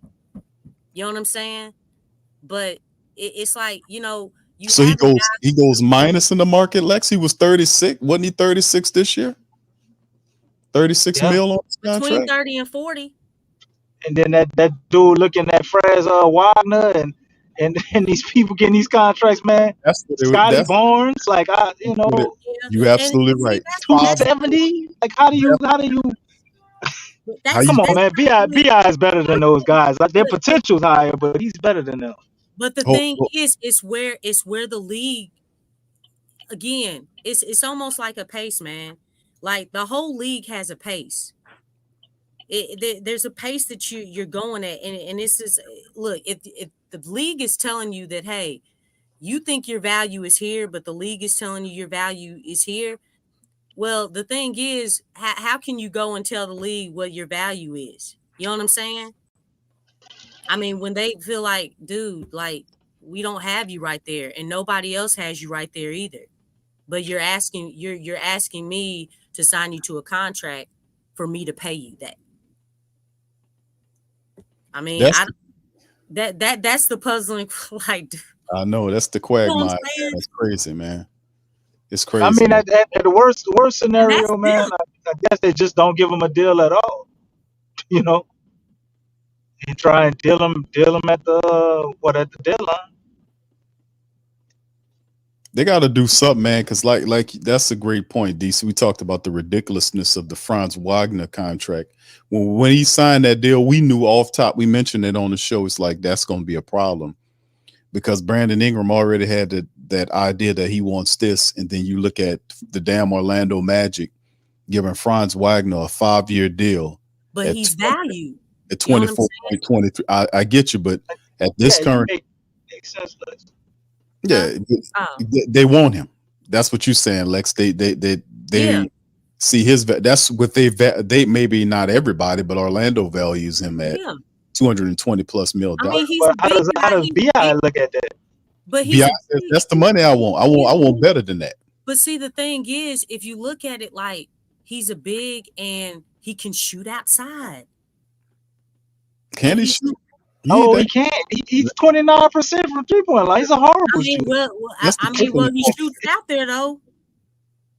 I That's mean, the thing. he gives it the old college try. I mean, he probably will figure it out at some point. I think they're Yeah, banking on Well, that. yeah, But whatever he's he not a good does shooter. now He's not a is good shooter valuable. at this point. Neither is Scotty But Barnes. he's Scotty taking Barnes though. ain't no amazing shooter either. Now, I'm not excited about Scotty Barnes, but again, Scotty when it Barnes comes better than to dunk, Fraz Wagner, to be honest. he is better I than mean, him. he's a versatile player. He's not the big crap. No, and plus, yeah, He and what is a they superstar of our league. hey, well, Scotty hey, you Barnes. know what? Look at all that passion that his This is head the coach big has. load of crap. He values his game, This is big crap. Big He crap. does well. That's what I'm saying, Lex. Though, yeah, and Franz so do the rest of 28% the last year. what are they called? The Raptors organization. Right. Well, What are you gonna say about Emmanuel Quigley though? Bi got to look at that. 187 mil for Emmanuel Quigley. You know what? I think And that y'all might be hassling me over 208. yeah, but I'm I not think that's 2-3 times something better than that you have to Emmanuel look Quigley. at, though. they was backed into that. It's Though. like, but hey, DC, Right. I think that's something that you have to look at is the value that they have for the team, what they're bringing to the table. You know what I'm saying? They're feeling something. They're feeling a void that's needed, and they're doing it well, whatever that is. And the thing is, like, Brandon shouldn't be doing that because he did the same thing with Jaylen Brown and Jason Tatum when they got their extensions. When he was traded from the Lakers to the Pelicans, he had to wait another season to get his extension. Remember? And he felt like, he was saying even at that time, like he felt like he was right there with them. Now, if you ask that now, you know what I'm saying? Because Tatum, he just got his 315 mil over like 4 or 5 years or something like that. He just signed that this season. Like they're not the same. He's not. They were though, Lex. They're not now, but they I'm were. saying now though, yeah, you're as good as your Not last now. pick. You know what I'm saying? For real. His stubbornness killed that, man. We got Yeah, Willie Green as a stubborn coach, and it rubbed off on Bi. that's Like what I'm he saying. stopped being adaptable, and He didn't evolve. If He you stalled out. and if you look at both Jalen and Tatum, and I say them too because he came in with Jalen, right? He came in with him, and then Tatum came in the year after. But I mean, they've always had, he's always had the comparisons with them. But the thing is, if you look at everything that they've done, and then you look at what Brandon's done, it's not the same. And they've been in the league practically for the same amount of time, especially him and Jalen, since they were in the same class, the draft class. It's interesting, man. That whole thing, that CBA, all this complicates matters for the Pelicans, man. So that's the whole thing. If the guy don't want to agree to a deal, and of course, if they do come to a cheaper deal, and that was a good point by one of the family members. I forgot who put that in there, but I was thinking about that. I think that was Lonnie that said that. It's like, man, if the Pelicans, if he does decide to agree to a cheaper deal, it's probably going to come with no trade clause in there. Or if he gets traded, he picks the team that's a great sticking point. Mm-hmm. For him to sign, that'll be stupid for him to sign a cheaper deal to make it feasible for the Pelicans to trade him wherever they want to. So, I mean, it's the like I said, if it's a card game and they're playing, the Pels are sitting on one side of the table, BI's on the other side of the table. They know, BI knows every card the Pelicans have in their hand. Everything's very transparent at this point. So all it is a very difficult decision. BI doesn't want to take more money. Pelicans feeling like, hey, man, we're not going to pay you that. There's only one thing to do. We got to trade him. There's no keeping the guy if he doesn't want to take what you want to give and he sees himself as elevated. You got to trade him and find somebody to send him to and try to get a starter back and some picks or a pick or something, man. It's good. That's the problem why we haven't seen any movement on it. A lot of that's what the hell is going on. And like I said, Atlanta dropped a little tidbit. They was talking about they wasn't interested in BI because they didn't want to pay what he wanted. Well, that handicaps the Pelicans on what they're trying to do in terms of trade him. And they stuck with a player that don't want to take a cheap contract, a cheaper contract, than what they were with the $50 million that he asking for. That's what the people saying. We are trying to trade BI. He got to go, fam. He doesn't want to take less money. You gotta put him in a trade some kind of way. You can't let it hold up your team. Somebody mentioned earlier, like, as far as the Pelicans giving him away for peanuts, meaning like, as far as, is it like an addition by subtraction, or should the Pelicans just get what they can for him with basically making a deal where they make another deal with what the assets that they get back from trading him, even though it's probably not what they want? What if teams are trying to basically get you to pay assets to get rid of him? Like, are they just trying to give you junk and spare parts? Like, I'm not for getting rid of him for nothing. Just let him play out his deal and leave. We're gonna do that. We're not a better team without him. Because if you get rid of him for junk, we still can't get a center anyway. So, like, what does it really benefit? But it's not like everybody don't know. Maybe if BI plays really, really good, we let him play out his contract. At least we could get a sign and trade for something, or get a big trade exception, something. As opposed to just getting rid of him for spare parts. Like, I'm not with that. If you can get him to sign a contract and then you can move him to maybe a team he wants to go to. I mean, there's interest in Miami. Man, maybe we can at least get some picks. But if it's that bad, yeah. But I don't. This will facilitate for another hour. All I'm saying is that these teams know your situation. You live in a glass house, and they can all see all of your business. That's the bottom line here. They know that BI doesn't want to take a cheaper contract to stay with the Pelicans. Do the Pelicans really have any leverage here when everybody know to play? And that's why I was saying, like, probably a week or maybe two ago, like, as far as Grip being in the position is in the buying position and not selling. Right. As far as with BI, because the thing is, like, his phone, he's the one who's calling everyone else to see what's out there, but he ain't getting no calls from nobody. Right. But hey, this ain't nothing but the NBA. Can you post that real quick? Because I thought he made a good point. I remember that. Where's it at? Ain't nothing but the NBA. He made two comments. He says that he's a Grizzlies fan. Oh, this one? No, the one before. Oh, okay, that one. Yeah, I am a Grizz fan. I can be Brandon Ingram. I can see Brandon Ingram being similar to Rudy Gay. I feel like as if y'all trade him for fitting role players, y'all will be better and have established roles that have established roles. Mm-hmm. I mean, I can see the logic and the wisdom in that statement, to be honest with you, because even though I understand you're trying to get something for BI, you get something for BI, but it also opens up the spots for Trey Murphy to develop into, like you guys were saying, the 20-point scorer that you believe that he could be. It just everything starts to flow. It frees up something. Then, and like, you're not getting peanuts for BI if you can get a starting level big for BI. But like I said, man, everybody know that the Pelicans don't have any leverage here. They don't have any leverage. So you got to find the best possible deal that you can. It's just what it is. You got to. You don't have any leverage. Like I said, you live in a glass house. They know all of your cards.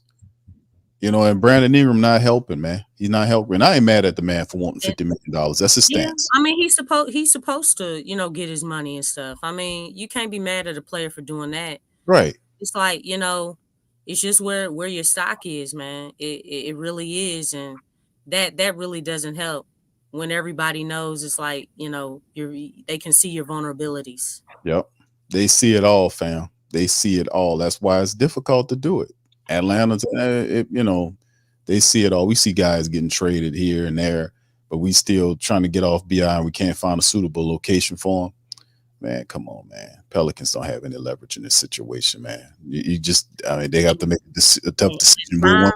So, hey, time is ticking too, man. As time goes along, I don't even know if it can really improve. It might be able to, but yeah, the Pelicans are kind of in a bind right now, because I think Brandon's representatives, they're probably gonna stick to their guns, but at the same time, it's like being in between a rock and a hard place. This whole situation, but as time goes along, it gets more. It's like, okay, let's just get what we can get. Indeed.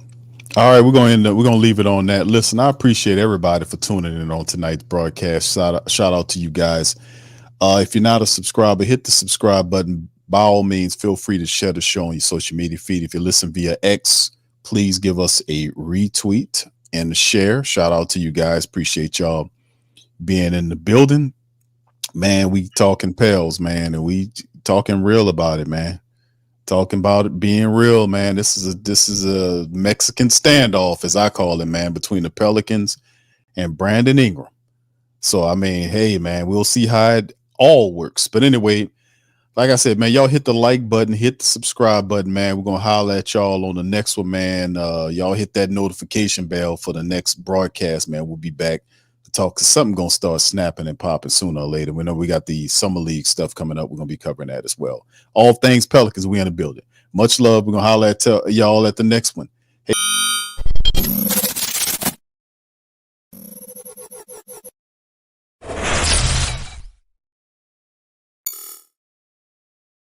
TheWhoThatDaily.com. That's right, TheWhoThatDaily.com. Your one-stop shop for everything New Orleans Saints, New Orleans Pelicans, LSU Tigers, even the top flight boxing news. So if you're a Who That and you're looking for a place to stay up on your team, TheWhoThatDaily.com is your site. TheWhoThatDaily.com. That's right, the Pro Shop is the platform store where you can go and buy all the latest merch to support the platform. Available at the Pro Shops, we have dozens of hundreds of products available for you and your family. Unisex tees for men and women, hoodies and sweatshirts, tank tops, kids and baby items, long sleeve tees, mugs, pillows, wall art, bath bedding, face masks, phone cases, stickers, bags, fanny packs, socks, hats, and many other items. Please feel free to check out the Pro Shops. The link is in the description section below. And remember, it helps the platform continue to grow. Check out the Pro Shop and Who That too.